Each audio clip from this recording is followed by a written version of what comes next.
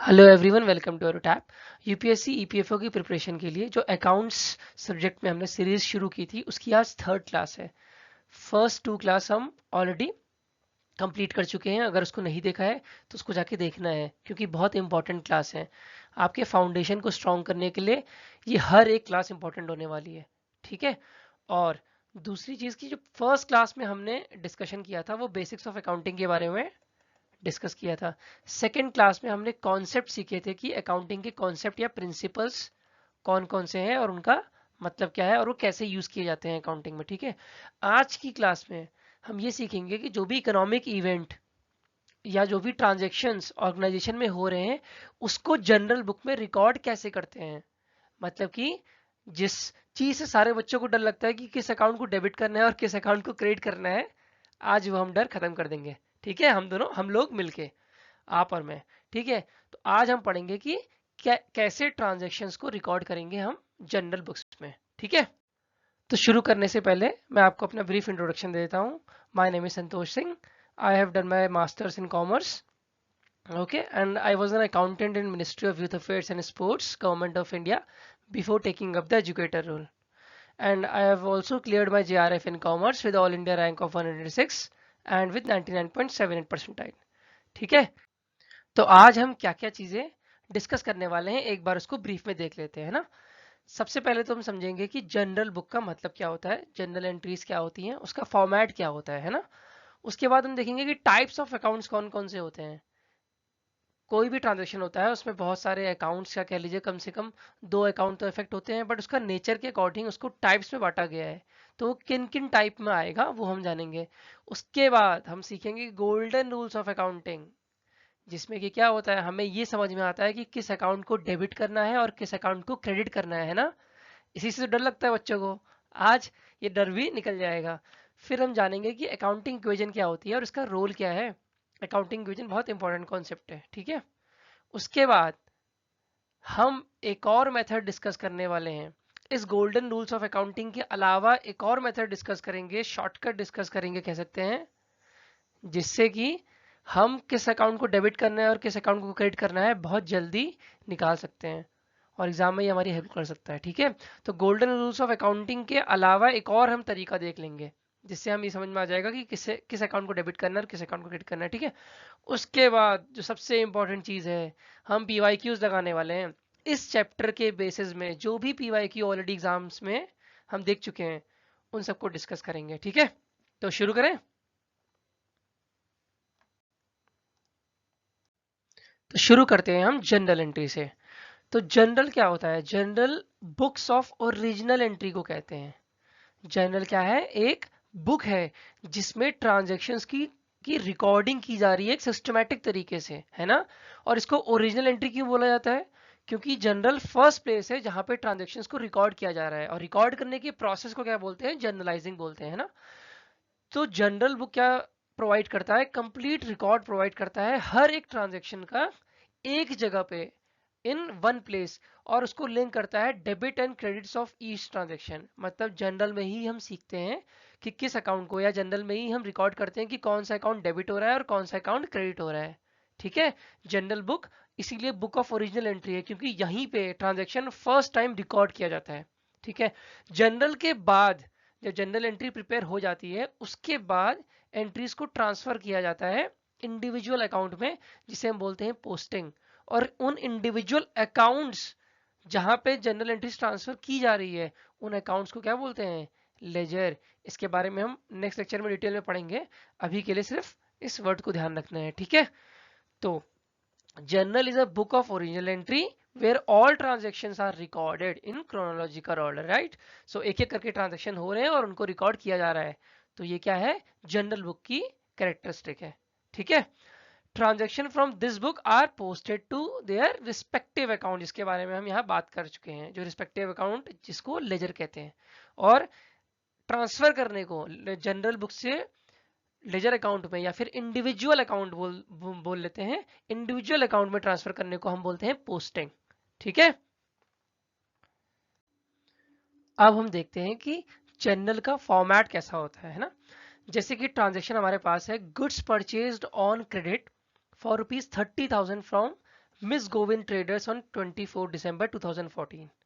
ठीक है, ये हमारे पास ट्रांजैक्शन है कि गुड्स खरीदे गए हैं क्रेडिट बेसिस में 30,000 रुपीज के, किससे, मिस गोविंद से। अब ये एंट्री जो हमने की है इसको करते कैसे हैं ये हम आगे समझने वाले हैं, ठीक है। लेकिन इस पर्टिकुलर स्लाइड में हम ये समझ रहे हैं कि जनरल का फॉर्मेट क्या है, हम क्या क्या चीजें लिखते हैं। पहले हम डेट लिखते हैं, ठीक है, उसके बाद हम पर्टिकुलर्स लिखते हैं, पर्टिकुलर्स में वो ट्रांजैक्शन लिखेंगे जो हमें रिकॉर्ड करना है जनरल बुक के अंदर, ठीक है। तो इस तरह का सिस्टम होता है जिसमें एक अकाउंट को हम डेबिट करते हैं और दूसरे अकाउंट को हम क्रेडिट करते हैं, ठीक है। अभी हम सीखेंगे किस अकाउंट को डेबिट करना है किस अकाउंट को क्रेडिट करना है। उसके बाद हम लेजर फोलियो लिखते हैं। लेजर फोलियो क्या चीज है, मैंने आपको इसकी प्रीवियस स्लाइड में बताया था कि पोस्टिंग जब हम करते हैं तो लेजर में करते हैं ना, जनरल के बाद जो इंडिविजुअल एंट्रीज होती हैं उसको लेजर में पोस्ट किया जाता है। पर अभी इस चीज का स्ट्रेस नहीं लेना है कि लेजर होता क्या है, लेजर सिर्फ इंडिविजुअल अकाउंट होता है, हमें इतना ही समझना है। इसके बाद हम डिटेल में पढ़ेंगे लेजर को भी अगली क्लास में, ठीक है। तो अभी के लिए लेजर फोलियो का मतलब इतना समझना है कि ये पेज नंबर है, मतलब कि ये जो ट्रांजैक्शन यहाँ पे लिखा हुआ है ये लेजर में, ये लेजर वाली बुक में किस पेज नंबर पे लिखा होगा ये ट्रांजैक्शन, ठीक है, इसको दिखाता है लेजर फोलियो। फिर हम डेबिट अमाउंट लिखेंगे, उसके बाद हम जो कॉलम बनाएंगे उसमें अमाउंट लिखेंगे क्रेडिट का, ठीक है। तो ये हम ऑलरेडी देख चुके हैं पर्टिकुलर कॉलम। और एक और चीज ध्यान रखनी है कि नरेशन भी रहेगा। जब ये जनरल एंट्री हो जाएगी यहाँ पे ब्रैकेट्स में नरेशन भी लिखना जरूरी होता है कि ट्रांजेक्शन किस चीज के बारे में है। जैसे इस क्वेश्चन में इसमें हम नरेशन क्या लिखेंगे, purchase of goods in trade from Govind traders, ये हमारा क्या है, नरेशन है, ठीक है। अच्छा, तो हमने क्या क्या चीजें कर ली हैं, अभी हमने मीनिंग देख लिया है जनरल का और फॉर्मेट देख चुके हैं। अब हम पढ़ने जा रहे हैं बहुत ही ज्यादा इंपॉर्टेंट चीज कि कितने टाइप के अकाउंट्स होते हैं, क्योंकि हमें गोल्डन रूल्स ऑफ अकाउंटिंग सीखना है ना कि किस अकाउंट को डेबिट करना है और किस अकाउंट को क्रेडिट करना है। तो उसके लिए हमें समझना पड़ेगा कि कितने तरह के अकाउंट्स होते हैं, ठीक है। तो हम टाइप्स ऑफ अकाउंट पढ़ने वाले हैं।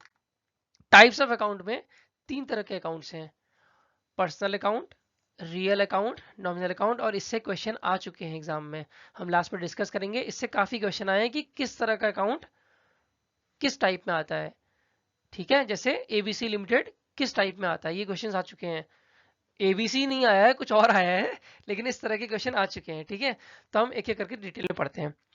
पहला पढ़ते हैं पर्सनल अकाउंट क्या होता है।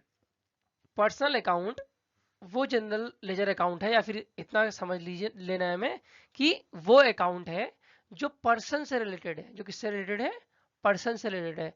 और वो पर्सन किस तरह का हो सकता है, वो नेचुरल पर्सन हो सकता है, इंडिविजुअल, या फिर आर्टिफिशियल पर्सन भी हो सकता है, जैसे कि कंपनीज, फर्म्स या एसोसिएशन। बैंक्स भी हो सकती हैं, ठीक है। तो कोई भी पर्सन है, चाहे वो नेचुरल पर्सन हो चाहे वो आर्टिफिशियल पर्सन हो, वो किस में आएगा, पर्सनल अकाउंट में आएगा, ठीक है।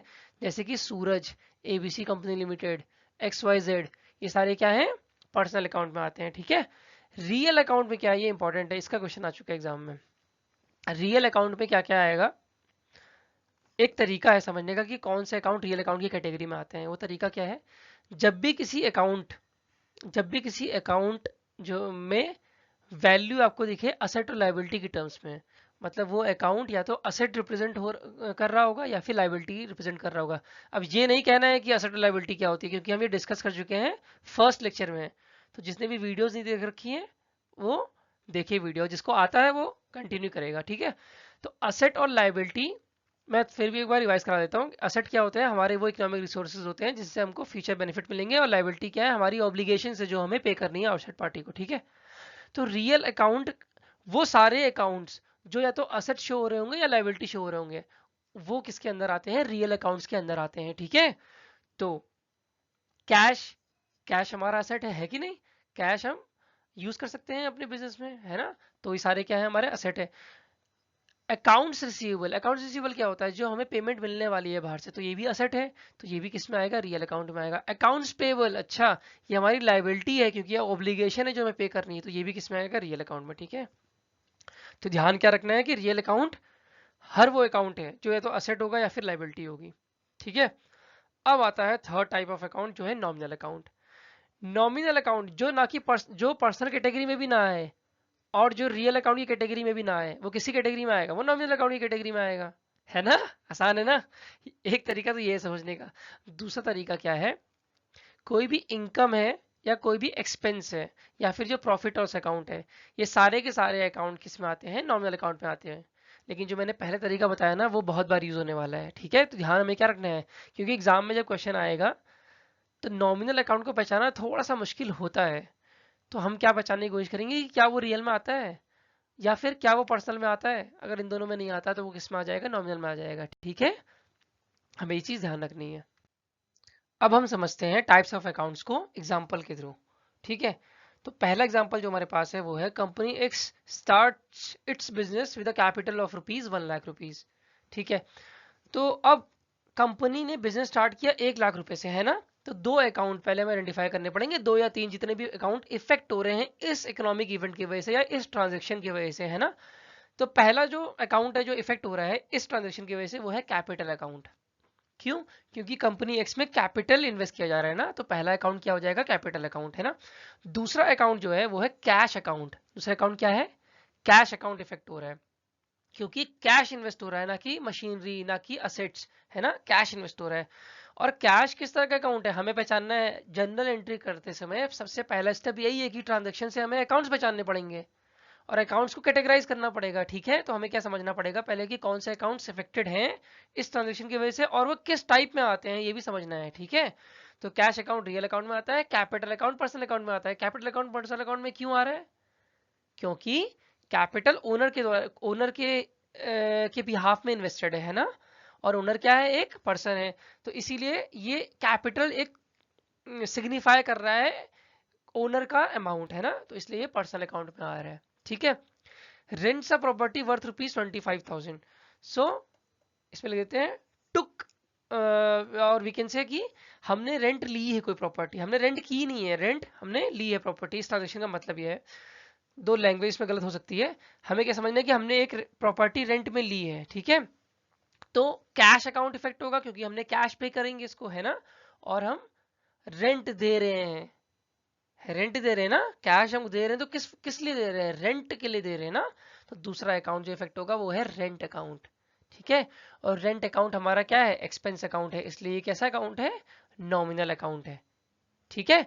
और हमारा कैश अकाउंट किस तरह का अकाउंट है, रियल अकाउंट है, क्योंकि ये असेट है। हमने डिस्कस किया था ना कि जो भी असेट या लायबिलिटी से रिलेटेड अकाउंट्स होते हैं वो सारे क्या होते हैं, रियल अकाउंट्स होते हैं, ठीक है। तो ये रियल अकाउंट हो गया। नेक्स्ट ट्रांजेक्शन है हमारे पास purchases goods worth ₹50,000 on credit from company Y. दो अकाउंट जो इफेक्ट हो रहे हैं, जल्दी से मुझे बताओ कि कौन कौन से अकाउंट इफेक्ट हो रहे हैं। पहला गुड्स परचेज हुआ है तो पहला गुड्स अकाउंट, नहीं गुड्स अकाउंट नहीं हो रहा है, ठीक है। यही गलती करते हैं बच्चे जो नॉन कॉमर्स अकाउंट के होते हैं, इनको शुरू में पता नहीं होता है। गुड्स अकाउंट कुछ नहीं होता है। अकाउंट्स में अगर गुड्स को खरीदा या बेचा जा रहा है तो उसके लिए एक सेपरेट अकाउंट डिफाइन हुआ है, ठीक है। जब भी कभी हम गुड्स को खरीदते हैं तो परचेज अकाउंट यूज करते हैं। जब भी हम गुड्स खरीदते हैं तो परचेज अकाउंट यूज करते हैं, ठीक है।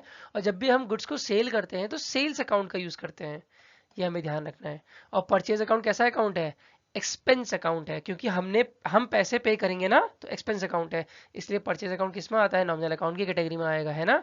और अगर हमने परचेज किया है तो हमको रुपए देने पड़ेंगे, और अगर रुपए नहीं दे रहे हैं इसका मतलब हम क्रेडिट बेसिस में खरीद रहे हैं। और क्रेडिट बेसिस में किससे खरीदेंगे, नेक्स्ट पर्सन या नेक्स्ट पार्टी से खरीदेंगे, है ना।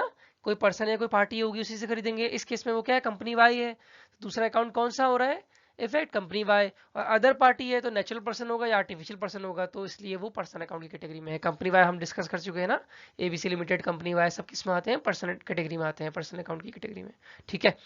ये क्वेश्चन आए हैं एग्जाम में कि पहचानना है कि कौन सा टाइप का अकाउंट है। पढ़ेंगे भी इसमें, एडवांस कॉन्सेप्ट भी पढ़ेंगे हम लास्ट क्लास में, ठीक है। अभी तो सिंपल आ रखे हैं, कभी कभी तो क्वेश्चंस मतलब अच्छे आते हैं एग्जाम में। सेल्स गुड्स वर्थ ₹75,000, इनमें दो अकाउंट अगर इफेक्ट हो रहे हैं तो कौन से दो अकाउंट इफेक्ट हो रहे हैं, मैंने पहले बताया था। अगर गुड्स को सेल कर रहे हैं तो गुड्स अकाउंट नहीं बनेगा, क्या बनेगा, सेल्स अकाउंट बनेगा। क्या बनेगा, सेल्स अकाउंट। तो पहला है सेल्स अकाउंट। दूसरा, हमने सेल की तो हमें कैश मिल रहा है ना, मिल रहा है कि नहीं मिल रहा है इसमें, हाँ मिल रहा है। क्यों, पहले केस में तो नहीं दे रहे थे हम कैश, इस केस में मिल रहा है। हाँ, पहचाना कैसे, मैंने कैसे पहचाना कि इसमें कैश मिल रहा है, इसमें कोई नाम नहीं लिखा हुआ है। नाम लिखा है क्या कि हम किसको बेच रहे हैं, लिखा है नाम, नहीं लिखा है ना। तो अगर नाम नहीं लिखा है, अमाउंट लिखा है, इसका मतलब क्या कि हम कैश हमें या तो मिल रहा है या फिर अगर हम सामान खरीद रहे हैं तो हम दे रहे हैं। अगर पार्टी का नाम नहीं लिखा है, ये में ध्यान रखना है ये भी चीज, ठीक है। अगर पार्टी का नाम लिखा है तो, और ये नहीं लिखा है कि कैश में पेमेंट हुई है या कैश रिसीव हुई है, पार्टी का नाम लिखा है अगर और साथ में ये भी लिखा है कि कैश रिसीव हुआ है या कैश पे हुआ है, तो फिर कैश में ही जाएगा वो, तब तो कैश अकाउंट इफेक्ट होगा। लेकिन पार्टी का नाम लिखा है और कैश वर्ड कहीं नहीं आ रहा है, कैश वर्ड कहीं नहीं आ रहा है, तो इसका मतलब है क्रेडिट बेसिस में होगा, अगर पार्टी का नाम लिखा है और कैश वर्ड नहीं आ रहा है तो। और अगर पार्टी का नाम है ही नहीं तो ऑब्वियस सी बात है वो कैश बेसिस में होगा, ठीक है। तो दूसरा अकाउंट कैश अकाउंट इफेक्ट होगा। अगला केस हमारे पास है जिससे हमने उधार में सामान खरीदा था, हम उसको पेमेंट कर रहे हैं, तो अगेन हम अदर पार्टी को पेमेंट कर रहे हैं ना, तो कंपनी वाई इफेक्ट होगी और वो पर्सनल अकाउंट है, और कैश अकाउंट इफेक्ट होगा, वो हम सब जानते हैं कि रियल अकाउंट है क्योंकि वो असेट में आता है ना। बात समझ में आई? तो हमने क्या सीखा?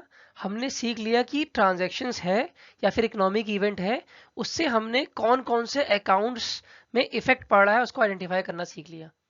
पहला स्टेप जनरल एंट्री का यही है, डेबिट क्रेडिट तो बाद में सीखना होता है, पहले ये देखना होता है कि जो भी ट्रांजैक्शन हो रहा है उस ट्रांजैक्शन की वजह से जो जो अकाउंट इफेक्टेड हैं उनको आइडेंटिफाई करना और उनको कैटेगरी में बांटना कि वो पर्सनल अकाउंट है, रियल अकाउंट है या फिर नॉमिनल अकाउंट है, ठीक है। और ये हमने देख लिया है। अब हम शुरू करेंगे अपने डेबिट क्रेडिट के गोल्डन रूल से, जिसे गोल्डन रूल्स ऑफ अकाउंटिंग बोलते हैं, ठीक है। हमने आइडेंटिफिकेशन कर लिया है। अब हम पता करेंगे कि कौन सा अकाउंट डेबिट होना है, कौन सा अकाउंट क्रेडिट होना है, किस बेसिस में, इन रूल्स के बेसिस में। हर तरह का अकाउंट के लिए अलग रूल है, इसके बारे में डिस्कस करेंगे, ठीक है। डरना नहीं, आराम से पढ़ना है, बहुत आसान है। डेबिट क्रेडिट तो यूं निकल जाएगा यूं, ठीक है। पहली बात तो डेबिट क्रेडिट का मतलब समझते हैं। डेबिट क्रेडिट जितना लोग कठिन समझते हैं उतना कठिन है नहीं। डेबिट क्रेडिट सिर्फ इतना दिखाता है कि किसी भी अकाउंट में रुपए बढ़ रहे हैं या रुपए घट रहे हैं, बस। अब ये नहीं समझना है कि अगर रुपए बढ़ रहे हैं तो डेबिट ही होगा या रुपए घट रहे हैं तो क्रेडिट ही होगा, ये गलत एजम्पशन है। मैंने क्या बोला कि डेबिट क्रेडिट सिर्फ ये दिखा रहा है कि अकाउंट का अमाउंट या अकाउंट में जितने भी रुपए हैं वो बढ़ रहे हैं या फिर वो कम हो रहे हैं। तो जरूरी नहीं कि बढ़ने में डेबिट ही होगा या फिर घटने में क्रेडिट ही होगा, उल्टा भी हो सकता है, बढ़ने में भी क्रेडिट हो सकता है, ठीक है, और घटने में भी डेबिट हो सकता है, ऐसा भी हो सकता है। लेकिन हमें सिर्फ डेबिट क्रेडिट का क्या मतलब समझना है अभी। डेबिट क्रेडिट का मतलब, डेबिट क्रेडिट सिर्फ इतना ही सिग्निफाई कर रहा है कि कोई भी अकाउंट या तो इंक्रीज हो रहा है अमाउंट में या फिर डिक्रीज हो रहा है। अब कौन सा अकाउंट इंक्रीज होने में डेबिट हो जाएगा और कौन सा अकाउंट डिक्रीज होने में क्रेडिट हो जाएगा और कौन सा नहीं होगा, वो हम अब सीखेंगे, ठीक है। तो हमने ट्रांजैक्शन से पहचान लिए अकाउंट और उनको टाइप में बांट लिया कि रियल अकाउंट है और या पर्सनल अकाउंट है या फिर नॉमिनल अकाउंट है ना। अब क्या करेंगे, अब हम रूल्स लगाएंगे। अगर मान लो हमारे पास रियल अकाउंट आया एक रियल, अब हमें पता करना है कि ये जो रियल अकाउंट है ना इसको क्या करेंगे, हम डेबिट करेंगे कि क्रेडिट करेंगे, तो कैसे पता करेंगे, इस रूल को देखेंगे। Debit what comes into the business, debit what comes in भी बोलते हैं इसको, ठीक है। अगर हमारे पास, अगर वो रियल अकाउंट की कैटेगरी का है और उसमें पैसे आ रहे हैं अगर, तो उसको हम डेबिट कर देंगे, ठीक है, क्योंकि रुपए बढ़ रहे होंगे, है ना। क्योंकि अगर डेबिट व्हाट कम्स इन लिखा हुआ है मतलब बिजनेस में पैसे आ रहे होंगे, उस अकाउंट की बात हो रही है, उस स्पेसिफिक अकाउंट की, अगर उस स्पेसिफिक अकाउंट में रुपए आ रहे होंगे तो उसको हम डेबिट कर देंगे। और अगर बिजनेस से रुपए जा रहे होंगे तो उस पर्टिकुलर रियल अकाउंट को हम क्या कर देंगे, क्रेडिट कर देंगे, ठीक है। हमें ध्यान रखना है। अब अगर वो अकाउंट जो हमने आइडेंटिफाई किया है वो पर्सनल अकाउंट हुआ तो क्या रूल लगाएंगे, तो हम ये रूल लगाएंगे, डेबिट द रिसीवर, मतलब जिसे रिसीव हो रहा है वो डेबिट होगा और जो दे रहा है, अगर पर्सनल अकाउंट है तो फिर या तो कुछ रुपए दे रहा होगा या फिर रुपए ले रहा होगा या फिर कुछ और गुड्स वगैरह दे रहा होगा या ले रहा होगा, है ना। तो debit the receiver, credit the giver लगेगा। लेकिन इसका एक और रूल है, क्योंकि इसमें बच्चे कंफ्यूज हो जाते हैं बहुत ज्यादा इस रूल से। तो डेबिट द रिसीवर और क्रेडिट द गिवर के अलावा मैं आपके लिए एक और रूल लेके आया हूँ, ये आपके ज्यादा काम आने वाला है। अभी तक आपने शायद ही कहीं ये रूल पढ़ा होगा, पर ध्यान रखना है क्योंकि ये सबसे ज्यादा इंपॉर्टेंट है। पर्सनल अकाउंट में डेबिट द डेटर और क्रेडिट द क्रेडिटर करते हैं, ठीक है। मतलब जब हम आइडेंटिफाई कर लेते हैं ना कि कोई पर्सनल अकाउंट है और हमें पता करना है कि अच्छा उसे हम डेबिट करेंगे कि क्रेडिट करेंगे, तो अगर वो हमारा डेटर हुआ, अगर वो हमारा डेटर हुआ, डेटर कौन होता है मालूम है ना, सिखाया था फर्स्ट लेक्चर में। डेटर वो है जिसने हमसे उधार लिया है, जो हमें पैसे वापस करेगा बाद में, है ना। तो अगर वो हमें पैसे वापस करने वाला है बाद में तो हमारा डेटर है, तो डेबिट द डेटर, तो हम उस डेटर को डेबिट कर लेंगे, ये ज़्यादा आसान है। डेबिट द रिसीवर से बच्चे कंफ्यूज हो जाते हैं कि गुड्स, जिसने हमको गुड्स दिए हैं उसको डेबिट करना है कि जिसने हमको पैसे दिए हैं उसको डेबिट करना है। ठीक है, तो कंफ्यूजन क्रिएट नहीं करनी है, हमें क्या करना है, इससे पहचान लेना है कि डेटर है कि क्रेडिटर, ये कोई बताता नहीं है इसलिए मैंने बता दिया। ठीक है, और क्रेडिट द क्रेडिटर क्या चीज़ है, अगर हमने किसी को गुड्स सेल किए हैं, है ना, हमने किसी को गुड सेल किए हैं उधार में, क्रेडिट में, वो हमको पैसे देने वाला है, तो वो बंदा हमारा क्रेडिटर है, वो अदर पार्टी हमारी क्रेडिटर है। तो अगर क्रेडिटर फॉर्म हो रहा है तो वो क्रेडिट कर देंगे उसको। ठीक है, ये ध्यान रखना है, ये रूल है। नॉमिनल अकाउंट अगर पहचाना हमने तो सारे के सारे एक्सपेंसेस को डेबिट कर देते हैं, है ना, सारे के सारे एक्सपेंसेस, अगर वो नॉमिनल अकाउंट की कैटेगरी में है, ऑब्वियसली एक्सपेंसेस होगा तो नॉमिनल अकाउंट की कैटेगरी में ही होगा, तो जितने भी एक्सपेंसेस होंगे सारे के सारे वो डेबिट हो जाएंगे, या फिर जो लॉसेस होंगे, और जितनी इनकम्स होंगी या गेन्स होंगी, क्योंकि वो नॉमिनल अकाउंट की कैटेगरी में आता है इसलिए वो क्रेडिट हो जाएंगे, है ना। अब हम पढ़ते हैं इसके आगे। अब हम इन गोल्डन रूल्स को अप्लाई करने जा रहे हैं प्रैक्टिकल एग्जांपल्स के थ्रू। ठीक है, तो यहाँ हमें ध्यान से समझना है क्योंकि हमारे पास ट्रांजैक्शन है और हमारे पास कंप्लीट एंट्री होने वाली है, कंप्लीट जनरल एंट्री सीखने वाले हैं हम लोग। ठीक है, चलो स्टार्ट करते हैं। पहला हमारा केस सेम वही है, अब हम कंप्लीट एंट्री करने वाले हैं। पहले हमने खाली सीखा था कि कौन से अकाउंट इफेक्टेड है। ठीक है, पहला केस है, कंपनी एक्स ने स्टार्ट किया बिजनेस कैपिटल से 1 लाख रुपए से, दो अकाउंट इफेक्ट हो रहे थे, कैपिटल अकाउंट और कैश अकाउंट, है ना, इफेक्ट हो रहे थे। अब हमें पता करना है कि कौन सा अकाउंट डेबिट होगा, कौन सा अकाउंट क्रेडिट होगा, और किसकी हेल्प से पता करेंगे, इन गोल्डन रूल्स की हेल्प से पता करेंगे। ये गोल्डन रूल इसीलिए तो होते हैं ना। तो कैपिटल अकाउंट है पर्सनल अकाउंट, अच्छा, कैपिटल अकाउंट पर्सनल अकाउंट, हाँ ये हम डिस्कस कर चुके हैं ना। अब मैंने आपको एक रूल बताया था पर्सनल अकाउंट, और मैंने ये बोला था कि ये बहुत काम आने वाला है, जो आपको कोई नहीं बताता है, जो आपको एरोटाइप में सीखने को मिला है डेबिट द डेटर और क्रेडिट द क्रेडिटर। अब कैपिटल, और ये भी हम डिस्कस कर चुके हैं फर्स्ट क्लास में कि एंटिटी कॉन्सेप्ट होता है ना, जिसमें ओनर को अलग मानते हैं और बिजनेस को अलग मानते हैं, और ये माना जाता है कि जो कैपिटल है वो बिजनेस के लिए एक लाइबिलिटी है, बिजनेस के लिए क्या है, एक लाइबिलिटी, एक उधार है ना, और उधार देने वाला कौन होता है, फिर क्रेडिटर हो जाता है, और ये कैपिटल रिप्रेजेंट कर रहा है किसको, उस ओनर को ही। तो ये पर्सनल अकाउंट है, और रूल क्या कहता है पर्सनल अकाउंट का, क्रेडिट द क्रेडिटर, क्या कहता है, क्रेडिट द क्रेडिटर, इसीलिए कैपिटल अकाउंट को क्रेडिट किया जाता है। कुछ बात समझ में आई, फिर से बताता हूँ एक बार मैं, उसके पहले कैश डिस्कस करते हैं एक बार, कैश समझ में आएगा, फिर दोबारा कैपिटल में आते हैं कि कैपिटल को क्रेडिट क्यों कर रहे हैं हम। पहले समझते हैं कि कैश को डेबिट क्यों किया जाएगा। ठीक है, अच्छा, कैश क्या है, रियल अकाउंट है, कैश क्या है, किस कैटेगरी में आता है, रियल अकाउंट है ना। अब हम रियल का रूल देखेंगे, क्योंकि हमें पता करना है ना कैश को डेबिट करना है कि क्रेडिट करना है, तो हम कैश का कैटेगरी रियल है तो हम रियल अकाउंट का रूल लगाएंगे। क्या कहता है rule, debit what comes in, credit what goes out. अच्छा, तो भाई कैश में, इस केस में कैश आ रहा है कि कैश जा रहा है बिजनेस में, सर इसमें तो कैश आ रहा है क्योंकि कैपिटल लगाया जा रहा है, तो बिजनेस के अंदर तो कैश आ ही रहा है ना, बिजनेस से जा तो नहीं रहा है, कैश बिजनेस में आ रहा है ना, तो रियल अकाउंट है और कैश आ रहा है, तो कैश अकाउंट क्या होना चाहिए, डेबिट व्हाट कम्स इन, तो कैश अकाउंट क्या होगा, डेबिट होगा। समझ में आई बात, कैश अकाउंट डेबिट क्यों हो रहा है। फिर से चलते हैं कैपिटल की ओर, कैपिटल क्रेडिट क्यों हो रहा है एक बार फिर समझते हैं क्योंकि इंपॉर्टेंट है। ठीक है, अच्छा, capital is a type of personal account, we have discuss that, right. और रूल हम डिस्कस कर चुके हैं, debit the debtor credit the creditor. ठीक है, और कैपिटल क्या है, कैपिटल कौन प्रोवाइड कर रहा है, कैपिटल बिजनेस के लिए क्या है, क्रेडिट है, और जो दे रहा है वो क्रेडिटर है, जो जो ये कैपिटल इन्वेस्ट कर रहा है वो क्रेडिटर है, कौन, ओनर, ओनर क्या है, क्रेडिटर है। तो कैपिटल बेसिकली रिप्रेजेंट कर रहा है क्रेडिटर का क्रेडिट, कैपिटल का उधार रिप्रेजेंट कर रहा है ना कैपिटल। तो हमने पर्सनल अकाउंट में क्या रूल पढ़ा, क्रेडिट द क्रेडिटर, है ना, इसलिए हम कैपिटल को क्या कर रहे हैं, क्रेडिट कर रहे हैं। अभी और भी क्लैरिटी आएगी, जितने हम आगे आगे ट्रांजेक्शन देखते जाएंगे उतनी क्लैरिटी आती जाएगी कि कैसे किस अकाउंट को डेबिट करना है और कैसे किस अकाउंट को क्रेडिट करना है। रटने को तो कोई भी बता देगा कि हाँ कैपिटल अकाउंट हमेशा क्रेडिट होता है, आपको बताया जाएगा ये कि कैपिटल अकाउंट बढ़ेगा तो क्रेडिट होगा, पर लॉजिक क्या है उसके पीछे, हमें लॉजिक पता होना चाहिए। लॉजिक पता होने से क्या होता है, देर तक कंटेन हो जाती हैं चीजें, बहुत देर तक, लंबे समय तक कंटेन रहती हैं चीजें, है ना, और डॉट्स कनेक्ट हो जाते हैं। चलो नेक्स्ट पढ़ते हैं, रेंट्स अ प्रॉपर्टी वर्थ ₹25,000। इसमें क्या हो रहा है, अब हमने रेंट पे कर रहे हैं 25,000 का। ठीक है, बहुत आसान नहीं है।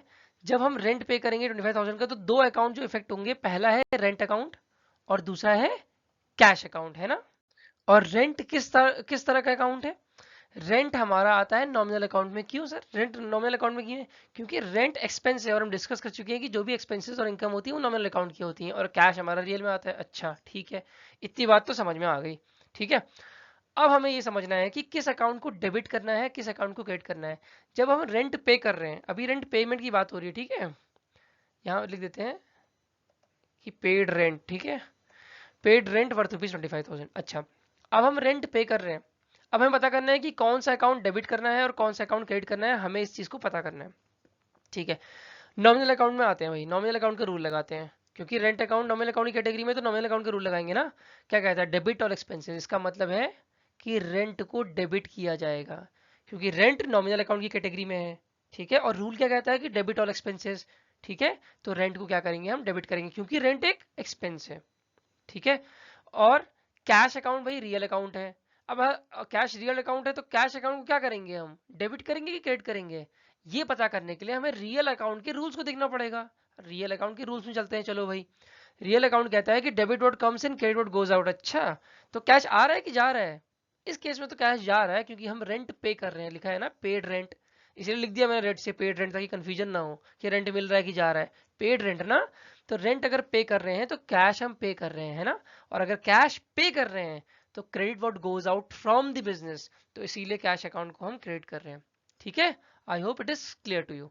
अब आते हैं भाई नेक्स्ट एंट्री में, purchased goods worth ₹50,000 on credit from company Y. ठीक है, तो अब हमारे पास दो अकाउंट जो यहाँ पे हैं, एक मिनट में पेन एक्टिवेट कर लेता हूँ। हाँ, तो कंपनी वाई, पहला अकाउंट जो हमारा इफेक्ट हो रहा है वो है कंपनी वाई का अकाउंट। क्यों? क्योंकि हमने गुड्स खरीदे किससे? कंपनी वाई से, है ना। तो पहला अकाउंट जो हमारा इफेक्ट हो रहा है वो कंपनी वाई हो रहा है। दूसरा, हम बात कर चुके हैं, जब भी हम गुड्स को खरीदते हैं तो गुड्स अकाउंट नहीं बनाते हैं, ध्यान रखना है, क्या बनाते हैं? Purchases account. अब बारी आती है भाई जो इंपॉर्टेंट पार्ट है कि कौन सा अकाउंट डेबिट होगा, कौन सा अकाउंट क्रेडिट होगा। परचेज अकाउंट है भाई नॉमिनल अकाउंट। ठीक है जी, नॉमिनल अकाउंट के रूल पे चलते हैं फटाक से। ये है नॉमिनल अकाउंट का रूल। नॉमिनल अकाउंट का रूल कहता है कि डेबिट ऑल एक्सपेंसेस। तो बताओ भाई, परचेजेस क्या है? एक्सपेंस है कि इनकम है? परचेज एक्सपेंस है ना, क्योंकि हम परचेज कर रहे हैं कोई चीज तो हम पैसे देंगे, तो एक्सपेंस हो गया। तो बहुत आसान था। हम तो परचेज अकाउंट क्या हो जाएगा? डेबिट हो जाएगा। कंपनी वाई, अगर हमने किसी से सामान खरीदा है क्रेडिट बेसिस में, तो सामने वाली पार्टी क्या है? हमारी डेटर है कि क्रेडिटर है? बताओ, हमें पेमेंट करनी है ना उसको। अगर हमें पेमेंट करनी है उसको, तो वो हमारा हो जाएगा क्रेडिटर, है कि नहीं। तो कंपनी वाई हमारा क्रेडिटर है। और अब आया रूल हमारा ब्रह्मास्त्र वाला, कौन सा? कंपनी वाई होता है पर्सनल अकाउंट। पर्सनल अकाउंट का सब लोग ये रूल बताते हैं ना, पर हम इसके अलावा एक और रूल जानते हैं, डेबिट द क्रेडिट और क्रेडिट द क्रेडिटर। इसका मतलब है क्या? कि कंपनी वाई हमारी क्रेडिटर थी, तो क्रेडिटर जब भी बनेगी या इंक्रीज होगी तो क्या करेंगे भाई? क्रेडिट करेंगे। तो debit the debtor, credit the creditor, तो क्रेडिटर है ना, तो हम करेंगे इसको क्रेडिट, है कि नहीं। आया ब्रह्मास्त्र काम। अब आते हैं नेक्स्ट एंट्री पे। ये एंट्री है सेल्स गुड्स वर्थ ₹75,000। अच्छा, तो इसमें जो दो अकाउंट यूज हो रहे हैं, सबसे पहले इसको समझते हैं। अच्छा, ये लिखे थे पहले से, कैश अकाउंट और सेल्स अकाउंट। ठीक है, क्योंकि हमने गुड्स सेल किए हैं तो एक अकाउंट तो सेल होगा, बहुत इजी है, क्योंकि जब भी गुड्स को परचेज करते हैं तो परचेज अकाउंट, गुड्स को सेल करते हैं तो सेल्स अकाउंट। ठीक है, अब हमने सेल किया है वर्थ रुपीज, कहीं पार्टी का नाम तो लिखा नहीं, इसका मतलब हमें कैश मिला जरूर होगा। पार्टी का नाम लिखा होता तो फिर पार्टी के नाम के साथ ये लिखा होना भी जरूरी है कि फॉर कैश, बट पार्टी का नाम लिखा ही नहीं, तो ऑब्वियस सी बात है ना कि हमें कैश ही मिला होगा। तो कैश अकाउंट हो गया। कैश अकाउंट है रियल अकाउंट, हमें पैसा आया है। अब तो आप जल्दी जल्दी कर लोगे, यूं यूं कर लेंगे हम लोग, है ना। तो ये कैश अकाउंट है और कैश अकाउंट है रियल अकाउंट, और हमें रुपए आए हैं। और डेबिट व्हाट कम्स इन होता है ना रियल अकाउंट का रूल, तो फटाक से हो गया, ये कैश अकाउंट डेबिट हो गया। सेल अकाउंट क्या है भाई? जल्दी जल्दी बताओ। इनकम है। इनकम किस में? नॉमिनल अकाउंट है। नॉमिनल अकाउंट के अंदर इनकम क्या होती है? क्रेडिट होती है ना। तो सेल अकाउंट हो जाएगा क्रेडिट। क्या बात है, क्या बात है। ठीक है, आ गया। अब आते हैं next, page cash for goods purchase from company Y. अच्छा, इसमें भी दो अकाउंट इफेक्टेड हैं। कौन कौन से अकाउंट इफेक्ट हो रहे हैं? जो हमने अर्लियर ये परचेजिंग की थी ना यहाँ से, इसको हम पेमेंट कर रहे हैं, तो कंपनी वाई, और दूसरा कैश पे कर रहे हैं, तो दूसरा हो गया कैश। ये थोड़ा टिपिकल है, इसको ध्यान से समझना है। ठीक है, अब देखो यहाँ पे क्या हो रहा है, ध्यान से समझना है इसको। ऊपर कंपनी वाई हमारी क्रेडिटर थी, तो हमने क्रेडिट किया था कंपनी वाई को, याद है? हमारी कंपनी वाई क्रेडिटर बनी थी तब, तो डेबिट द डेटर और क्रेडिट द क्रेडिटर हमने कर दिया था। इस केस में क्या हो रहा है, इस केस में हम उस क्रेडिटर को पैसे दे रहे हैं ना, उस क्रेडिटर को पैसे दे रहे हैं, तो यहाँ पे डेबिट द क्रेडिट और डेबिट द डेटर और क्रेडिट द क्रेडिटर लगाएंगे। अगर मान लेते हैं तो कुछ बच्चे सोच सकते हैं कि ये भी तो क्रेडिटर है तो क्रेडिट कर देते हैं, नहीं, यहाँ पे क्रेडिटर क्रिएट हो नहीं रहा है एक्चुअली, यहाँ पे क्रेडिटर हट रहा है, क्रेडिटर नहीं बन रहा है। वो जब क्रेडिटर बन रहा था तो हमने क्रेडिटर क्रेडिटर लगाया था, अब ये क्रेडिटर नहीं रहा, पहले ये क्रेडिटर था अब ये क्रेडिटर नहीं रहा ना, तो ये रिवर्स एंट्री है। मतलब पहले वो क्रेडिटर बना था तो हमने क्रेडिट कर दिया था, अब वो क्रेडिटर नहीं है, अब वो क्रेडिटर नहीं रहा तो हम डेबिट करेंगे। क्या करेंगे, डेबिट करेंगे। और हम कैश पे कर रहे हैं ना, कैश किसमें आता है, रियल अकाउंट में। तो रियल अकाउंट में जब कैश आता है, और रूल क्या कहता है, credit what goes out from the business, है ना, तो इसलिए हम क्या करेंगे, इस कैश अकाउंट को क्रेडिट करेंगे। तो एंट्री क्या हो जाएगी, कंपनी वाई अकाउंट डेबिट हो जाएगा और कैश अकाउंट क्रेडिट हो जाएगा सेम अमाउंट से 50,000 से। ठीक है, ये देखने को लिख देता हूँ 50,000। ठीक है, I hope it is clear to you, right. अच्छा जी, क्या क्या चीजें पढ़ ली एक बार देख लेते हैं फटाफट से। मीनिंग भी पढ़ लिया हमने, फॉर्मेट भी पढ़ लिया, टाइप्स ऑफ अकाउंट्स भी पढ़ लिए, गोल्डन रूल्स भी पढ़ लिए। भाई डेबिट क्रेडिट का खतरा निकल गया है, निकला है अभी, अभी नहीं निकला है, थोड़ा सा खतरा और बचा हुआ है। क्योंकि अगर इतने लंबे प्रोसीजर से हम करेंगे कि पहले, अच्छा प्रैक्टिस होने के बाद तो लंबा प्रोसीजर नहीं रह जाएगा ये, एक बार प्रैक्टिस हो गई तो शॉर्टकट्स माइंड में बन जाते हैं ना, तो तुरंत हम पता कर लेते हैं कैश आया डेबिट करो। इतना जरूरत नहीं पड़ती कि कैश को पहले सोचो कि रियल अकाउंट में है फिर रियल का रूल लगाओ, इतना प्रोसेस करने की जरूरत नहीं पड़ती, क्योंकि माइंड है वो सबकॉन्शियस माइंड में एक्टिवेट हो जाता है। अच्छा, उसी को एक्टिवेट करने के लिए ये एक तरीका सीखने वाले हैं हम।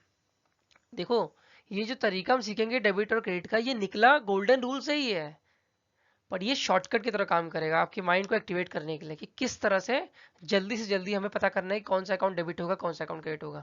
ठीक है, पढ़े इसको, ये बहुत ज्यादा इंपॉर्टेंट होने वाला है। ठीक है, तो डेबिट और क्रेडिट के शॉर्टकट को समझने से पहले हमें एक और चीज समझनी है, जिसे कहते हैं हम अकाउंटिंग इक्वेशन। ये हमें समझना इसलिए जरूरी है क्योंकि अकाउंट्स में इसका बहुत बड़ा रोल है। हमें अकाउंट्स में हमेशा ही ध्यान रखना पड़ता है कि ये जो इक्वेशन है ना, जिसे मैं अकाउंटिंग इक्वेशन का नाम दे रहा हूँ, ये हमेशा बैलेंस्ड रहनी चाहिए। और ट्रांजैक्शंस होते हैं, हम ट्रांजैक्शंस को रिकॉर्ड करते हैं ना, जनरल बुक में क्या करते हैं, हम ट्रांजैक्शन को रिकॉर्ड करते हैं अकाउंटिंग लैंग्वेज के तौर पे, मतलब अकाउंटिंग लैंग्वेज को समझ के, अकाउंटिंग भी तो एक लैंग्वेज है, उसी के हिसाब से रिकॉर्ड करते हैं। पर ट्रांजैक्शंस कोई भी होता है, ये अकाउंटिंग इक्वेशन जो है इंटैक्ट रहती है, ये हमेशा ऐसे की ऐसी ही रहेगी, इसलिए इसको समझना इंपॉर्टेंट है। ठीक है, तो इसको समझते हैं। इसमें लिखा हुआ है असेट, मतलब total assets equals to liability plus capital. अब आप कोई बच्चे तो है नहीं जिसको एसेट और लायबिलिटी और कैपिटल का मतलब नहीं पता होगा। अगर नहीं पता है तो इसका मतलब आपने पहले के लेक्चर्स नहीं देखे हैं, तो कृपया करके उसे देख लें, तभी ये लेक्चर थोड़ा बहुत समझ में आने वाला है। ठीक है, इसीलिए फर्स्ट 2 लेक्चर्स ऑलरेडी अपलोड कर दिए गए हैं। तो फर्स्ट लेक्चर तो बहुत इंपॉर्टेंट है, सेकंड भी इंपॉर्टेंट है, बट फर्स्ट भी अगर कर लेते हैं तो ये सेकंड लेक्चर में असेट लायबिलिटी कैपिटल का मतलब मैं बार बार तो इतने लंबे तरीके से नहीं समझाऊंगा ना, वरना टाइम निकल जाएगा। तो असेट लायबिलिटी और कैपिटल का जो इक्वेशन फॉर्म होता है वो ये होता है कि टोटल असेट हमेशा किसी भी ऑर्गेनाइजेशन में लायबिलिटी और कैपिटल के बराबर होते हैं। मतलब टोटल असेट हमेशा बराबर होंगे टोटल लायबिलिटी के, और उसमें अगर टोटल कैपिटल ऐड कर देंगे तो। ठीक है, ये हमें ध्यान रखना है, ये इसको कहते हैं अकाउंटिंग इक्वेशन।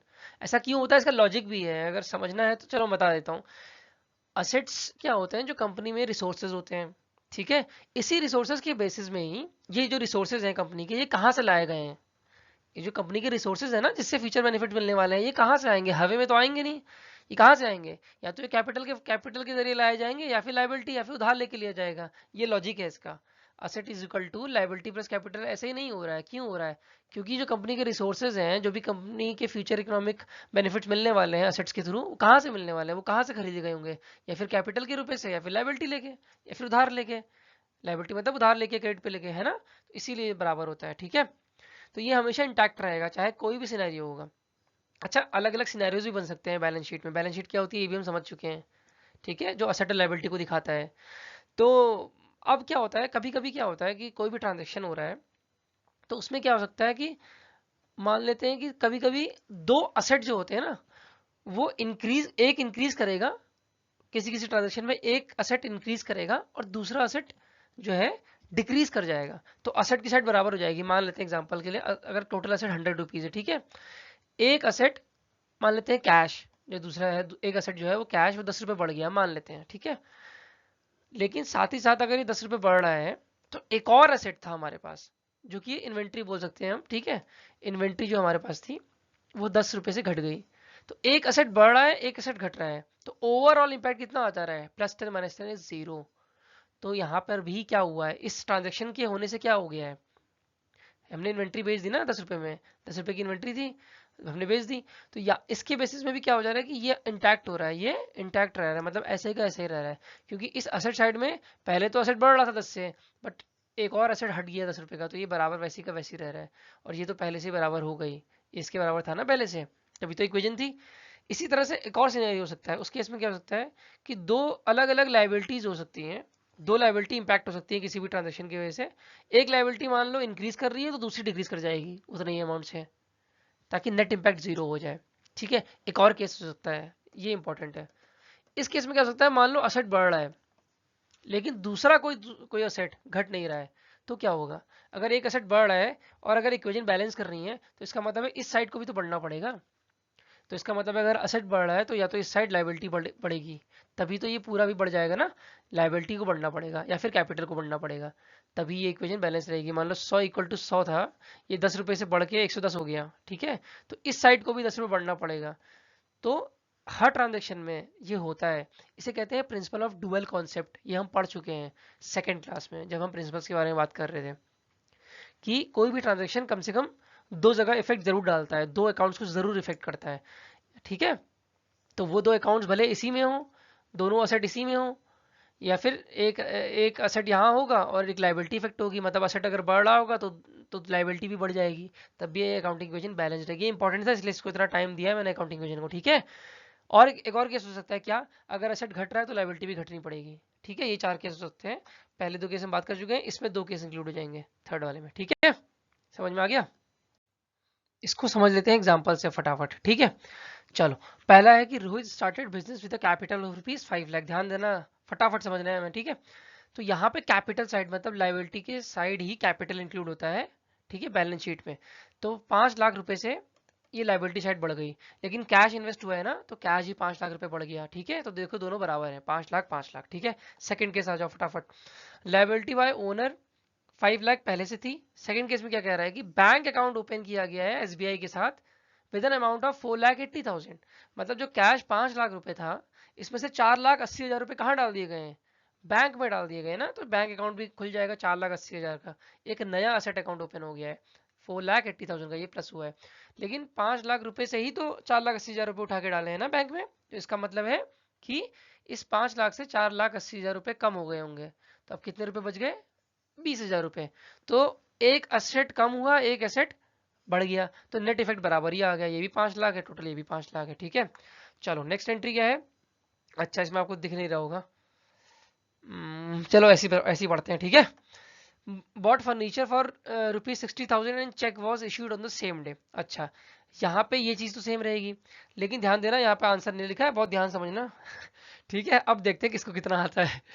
फर्नीचर जो है 60,000 रुपए का खरीदा है ना, तो यहां से, और हमने क्या कहां से खरीदा है, चेक्स के थ्रू खरीदा है, मतलब बैंक के थ्रू खरीदा है ना। तो बैंक है 4,80,000 रुपए, हमने खरीदा है फर्नीचर 60,000 रुपए का। इसका मतलब है कि जो फर्नीचर है हमारा, ये कितना रुपए का फर्नीचर आ गया है, 60,000 रुपीज का फर्नीचर हमारा ऐड हो गया है ना।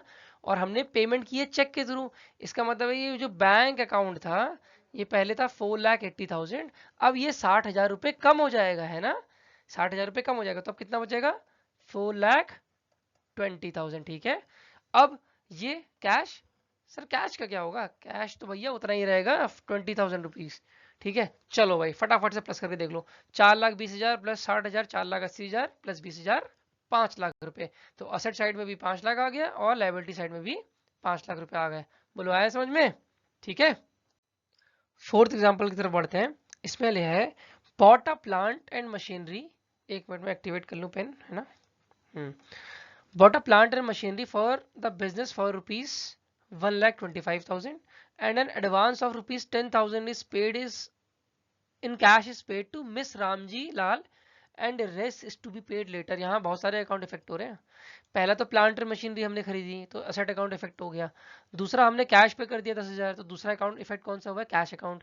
तीसरा अकाउंट क्या है, हमने क्रेडिट में भी लिए रखा है ना, हमने 30,000 पे किया, बाकी 1,15,000 तो हमारा क्रेडिट में है, तो मिस रामजी लाल हमारा हो गया क्रेडिट। तो 3 अकाउंट इफेक्ट हो रहे हैं, ठीक है कुल मिला के। अब देखते हैं इसको बैलेंस शीट में कैसे एंट्री होगी।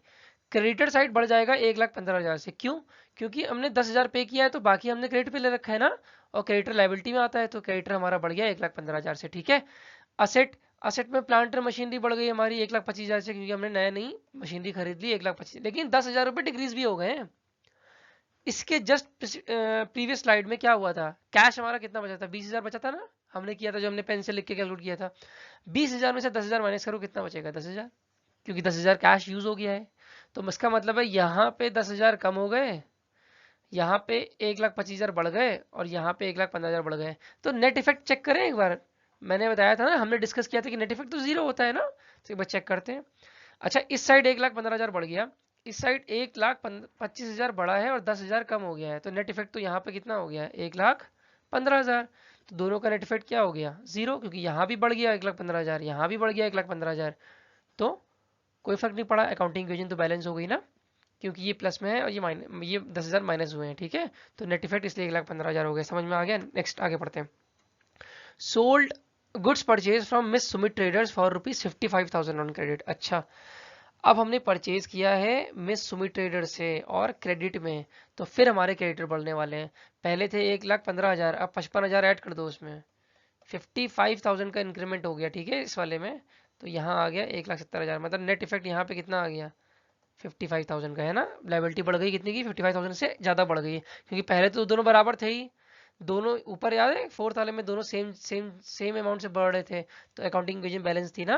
तो अब देखेंगे कि दोनों सेम अमाउंट से बढ़ रहे हैं कि नहीं बढ़ रहे हैं इस बार। तो ये बढ़ गया 55,000 से। अब गुड्स खरीदे हैं ना, तो स्टॉक भी बढ़ जाएगा 55,000 से, तो ठीक है ये भी 55,000 से बढ़ गया, स्टॉक भी 55,000 से बढ़ गया, तो भी इक्वेशन हमारी बैलेंस रही। इसीलिए अकाउंटिंग इक्वेशन इंपॉर्टेंट है। किसी भी ट्रांजेक्शन में अकाउंटिंग में अगर देखना है कि हम लोगों ने एंट्री सही की है कि नहीं की है, हम लोगों ने सही समझा है कि नहीं समझा है, तो अकाउंटिंग इक्वेशन चेक करने पड़ते हैं। आगे तक पूरी अकाउंट्स खत्म हो जाएगी तब तक, तब इसलिए सबसे पहला कॉन्सेप्ट था ये, मतलब जब बेस चालू हो रहा है अभी, तो उसमें ये जनरल एंट्री में फर्स्ट है, मतलब बेस हमारा, लेकिन ये एडवांस लेवल तक काम आता है। एडवांस एडवांस एंट्री जब होती है ना, तब भी यही दिखाया जाता है कि क्या हमारी अकाउंटिंग इक्वेशन बैलेंस हो रही है, क्या हमारी बैलेंस शीट अकाउंटिंग इक्वेशन क्या किसको बैलेंस कर रहा है, बैलेंस शीट को तो बैलेंस कर रहे हैं ना। तो इनडायरेक्टली क्या कि कोई भी ट्रांजैक्शन हुआ है, हम कोई भी ट्रांजैक्शन सही कर रहे हैं कि नहीं कर रहे हैं, कैसे जज करेंगे कि हमारी बैलेंस शीट मैच हो रही है नहीं हो रही, बराबर हो रही है नहीं हो रही है। तो आपने बहुत लोगों के गाने भी सुने होंगे कि बैलेंस शीट मैच नहीं होती, मैच नहीं होती है, अकाउंट्स पढ़ने वाले बोलते रहते होंगे ना कि बैलेंस शीट मैच नहीं हो रही, मैच नहीं हो रही है। वो इसीलिए नहीं होती क्योंकि अकाउंटिंग इक्वेशन नहीं लग पाती है ना। तो ये होता है। तो goods costing ₹25,000 sold to Rajni enterprise, अब है 6th एंट्री हमारी है ना। इसमें दो जो हमारे जो अकाउंट्स इफेक्ट हो रहे हैं, हमने सेल कर रखा है, तो पहला हमारा सेल हो जाएगा, और दूसरा हमने रजनी एंटरप्राइज को सेल किया है। तो हमने सेल किया है रजनी एंटरप्राइज को, कैश तो कहीं लिखा नहीं है, तो इसका मतलब हमारा डेटर बढ़ जाएगा, क्योंकि हम अगर सेल कर रहे हैं तो सामने वाली पार्टी हमारी डेटर हो जाएगी है ना। तो डेटर बढ़ गई 35,000 से, और हम सेल कर रहे हैं तो अकाउंट तो इफेक्ट सेल हो रहा है ठीक है, लेकिन हमारा बैलेंस शीट में क्या इफेक्ट आएगा, सेल तो बैलेंस शीट में नहीं लिखा रहेगा ना। तो हमारे जो गुड्स जो है वो जा रहे हैं, मतलब इन्वेंट्री, स्टॉक इन्वेंट्री को जी बोल सकते हैं, हाँ। तो हमारी स्टॉक्स जो हैं चले जा रहे हैं, जा रहे हैं। तो हमारे स्टॉक जो पहले थे उससे अब कितने कम हो जाएंगे, 35,000 कम हो जाएंगे। पहले स्टॉक कितने थे, किसी को याद है कितने थे, 55,000 थे पहले, ठीक है। 55,000 से कितना कम कर दिया इन्हें, 35,000 कम कर दिया है ना। तो कितना हो जाएगा 25,000, मतलब यहाँ पे हम लिख सकते हैं कि डिक्रीज हुआ है 35,000, मतलब माइनस में, ठीक है। तो नेट इफेक्ट कितना आ गया भाई, -35,000 यहाँ हुआ है, +35,000 यहाँ हुआ है, तो नेट इफेक्ट कितना आ गया, जीरो, ठीक है। समझ में आई बात, चलो भाई। अब ना अकाउंटिंग इक्वेशन को थोड़ा इंटरेस्टिंग बनाते हैं। मतलब asset is equal to liability plus capital तो हमने सीख लिया है ना, ये जो लिखा है इसका मतलब कैपिटल ही होता है, कंफ्यूजन क्रिएट नहीं करना है, ठीक है, कैपिटल ही होता है। अच्छा, थोड़ा सा इंटरेस्टिंग बनाते हैं। अच्छा, अभी तक जो हमने ट्रांजेक्शन पढ़े तो बच्चे कह सकते हैं अरे सर इसमें तो खाली असेट और लायबिलिटी ही ये वो हो रही हैं। अच्छा, अगर हमने सैलरी पे की एम्प्लॉय को, तब अकाउंटिंग इक्वेशन कैसे, अकाउंटिंग इक्वेशन में कैसे इफेक्ट पड़ रहा है, तब बताइए। हमने तो देखा ना कि बैलेंस शीट में कैसे फर्क पड़ रहा है, बैलेंस शीट तो एसेट लायबिलिटी दिखा रहा है, और हमने अकाउंटिंग डिवीजन पढ़ी हुई है कि asset is equal to liability plus capital, है ना। तो अगर सैलरी पे की है तो इस अकाउंटिंग डिवीजन में कैसे फर्क पड़ा है, तब हम कैसे चेक करेंगे कि जो हम एंट्री कर रहे हैं वो सही कर रहे हैं कि नहीं कर रहे हैं, और ये अकाउंटिंग डिवीजन बैलेंस हो रही है कि नहीं हो रही है। उसी का तरीका सिखा देता हूँ। देखो, asset is equal to liability है। अभी जो स्टॉक होल्डर्स इक्विटी लिखी है ना, मतलब जो कैपिटल लिखा है, इसमें क्या क्या चीजें आती है ये देखते हैं। इसमें पहली चीज आती है जो कैपिटल लगाया है ओनर ने वो, और जितनी रिटेन्ड अर्निंग है। ये रिटेन्ड अर्निंग क्या चीज है? रिटेन्ड अर्निंग का मतलब होता है जो पहले जो प्रीवियस ईयर्स के प्रॉफिट है वो, जो प्रीवियस ईयर्स के प्रॉफिट है वो, ठीक है। और ये क्या लिखा है? Revenue minus expense. अरे रेवेन्यू माइनस एक्सपेंस मतलब सेल जो हुई है, जितने खर्चे हुए माइनस करो, क्या आएगा? प्रॉफिट। इस साल का प्रॉफिट मतलब करंट प्रॉफिट लिखा हुआ है, और क्या लिखा हुआ है? तो जो स्टॉक होल्डर्स इक्विटी है, मतलब जो कैपिटल है, उसमें ये सारी चीजें आ रही हैं, तीनों चीजें, ये ध्यान देना, ठीक है। Stock holder capital, stock holders equity मतलब कैपिटल में ये तीनों चीजें आ रही हैं, मतलब जो कैपिटल लगाया है वो, जो प्रीवियस ईयर्स के बेनिफिट्स या प्रॉफिट्स है वो भी, और जो इस साल का प्रॉफिट है वो भी, ठीक है। इसी से हम निकालेंगे नई अकाउंटिंग इक्वेशन। अब देखो हो क्या रहा है, इस एक्सपेंस को, ये इसको बांट दिया ना हमने, ऐसे बांट दिया ना। अब इस एक्सपेंस को क्या करते हैं हम, इधर भेज देते हैं। चलो इधर भेज दो, एक्सपेंस को भेज दो। Asset is equal to, maths तो आती है ना इतनी, एक्सपेंस को इधर भेज दिया, तो asset is equal to minus है, इधर जाके प्लस हो जाएगा, असेट प्लस एक्सपेंस बन जाएगा। बाकी सब वैसी का वैसी रहेगा, रहेगा कि नहीं रहेगा बाकी ये सब। और ये लाइबिलिटी लाइबिलिटी लाइबिलिटी, ये सब मिलके कैपिटल बनाते ही, हमको पता ही है, तो ये कैपिटल हो गया, ये तो कैपिटल ही है सब, कॉन्ट्रीब्यूटेड कैपिटल वगैरह, और ये भी। और बचा क्या? रेवेन्यू। बन गई क्वेश्चन। सैलरी पेड का भी मिल गया कि अकाउंटिंग यूनियन कैसे बैलेंस करेंगे, डिस्कस करें। चलो मान लो सैलरी पे की है हमारी नई अकाउंटिंग यूनियन, ये है। इसका एक और तरीका समझा देता हूँ, ऐसा क्यों होता है ऐसा। ये तो हमने मैथमेटिकली समझ लिया कि ऐसा क्यों होता है, इसका एक लॉजिकल तरीका बता देता हूँ मैं, कि एक्सपेंस को असेट के साइड क्यों रख रहे हैं। ऐसा होता है ना, जैसे मान लेते हैं किसी भी कंपनी को प्रॉफिट हुआ, किसी भी कंपनी को प्रॉफिट होता है, तो वो उसके लिए लाइबिलिटी है। अब कहेंगे अरे सर कहाँ कहाँ आप अकाउंट्स ले जा रहे हैं, प्रॉफिट लाइबिलिटी कैसे कंपनी, प्रॉफिट तो सर फायदा है। हाँ प्रॉफिट फायदा है, किसके लिए? शेयर होल्डर्स के लिए फायदा है। कंपनी सेपरेट एंटिटी है, जब भी कभी प्रॉफिट होता है ना, तो वो प्रॉफिट शेयर होल्डर्स को बांटने पड़ते हैं। कंपनी एक लीगल पर्सन है, कंपनी एक आर्टिफिशियल पर्सन है, ऐसा समझना है हमें।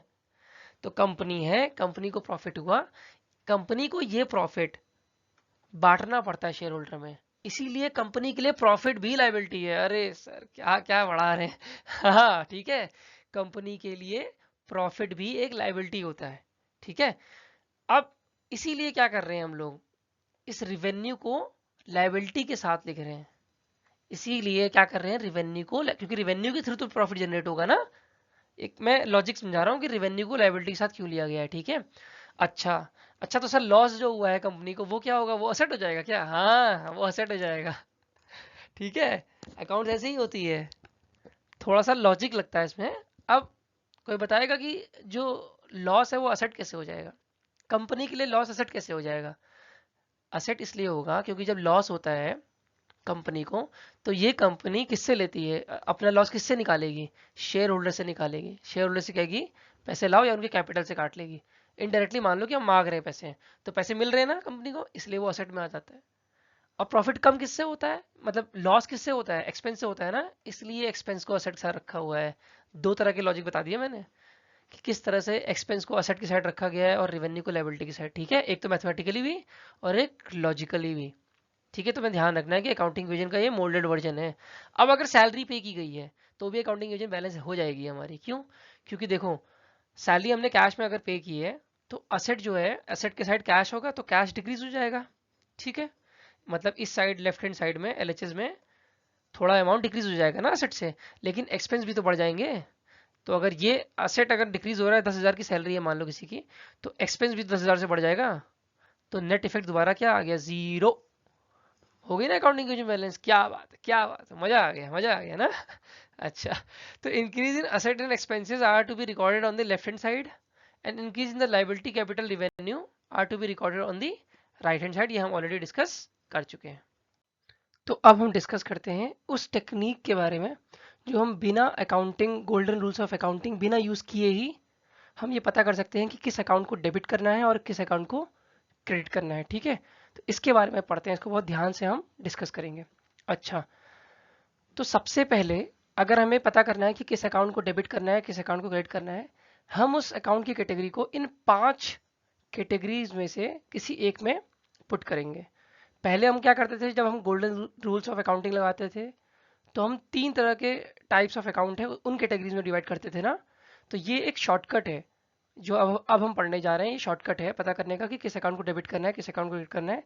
तो हम डायरेक्टली क्या करेंगे, उस अकाउंट को जो जो हमें पता करना है, उस अकाउंट को इन पांच कैटेगरी में से किसी एक कैटेगरी के अंदर ले आएंगे। ठीक है, इसके बाद क्या करेंगे, रूल क्या कहता है बहुत ध्यान से समझना है कि कोई भी अगर असेट है, अगर कोई भी असेट कैटेगरी का अकाउंट है, ठीक है, बहुत ध्यान से समझना है, अगर कोई भी असेट कैटेगरी का अकाउंट है और अगर उसमें इंक्रीमेंट हो रहा है या उसमें इंक्रीज हो रहा है तो वो क्या करेंगे, हम डेबिट करेंगे।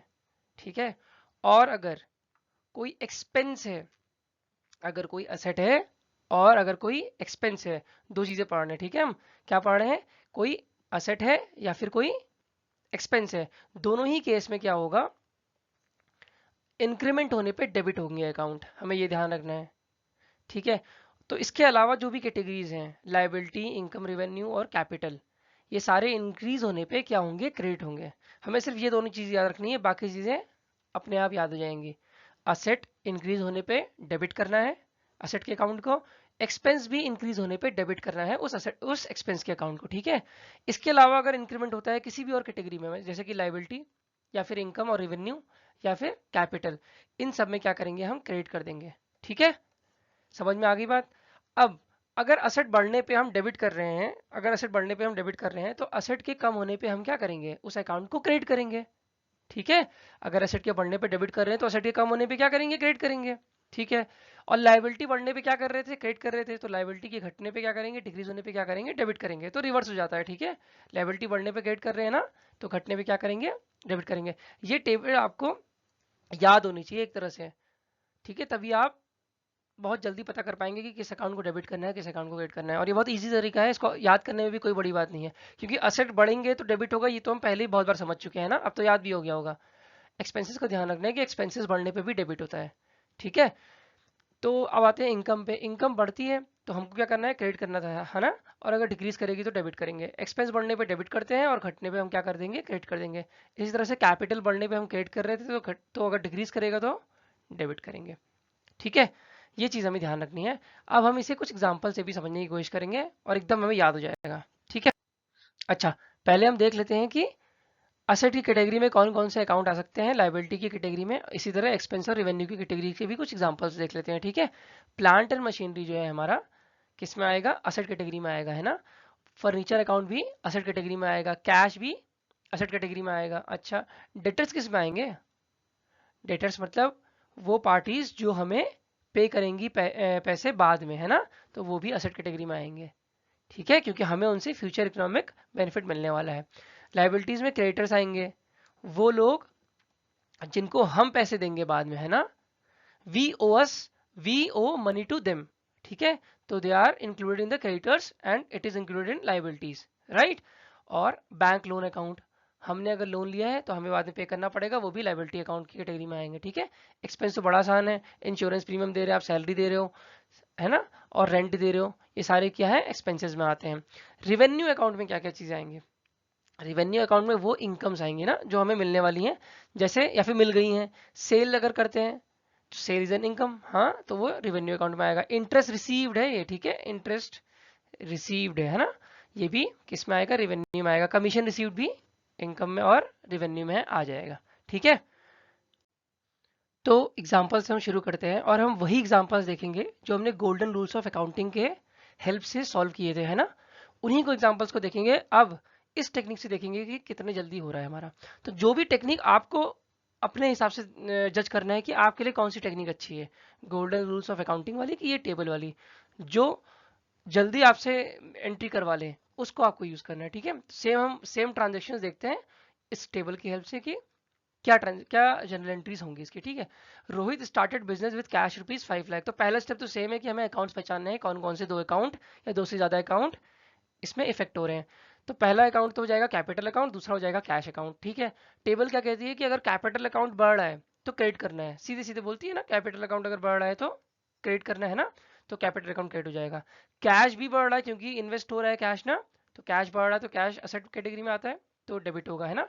तो cash account debit to capital account, ये बहुत ही इजी एंट्री थी। ठीक है, अच्छा नेक्स्ट में आते हैं, open the bank account with an amount of 4,80,000। अब उसी पैसे से जो हमने इन्वेस्ट किए थे उससे हमने बैंक अकाउंट ओपन करा लिया है।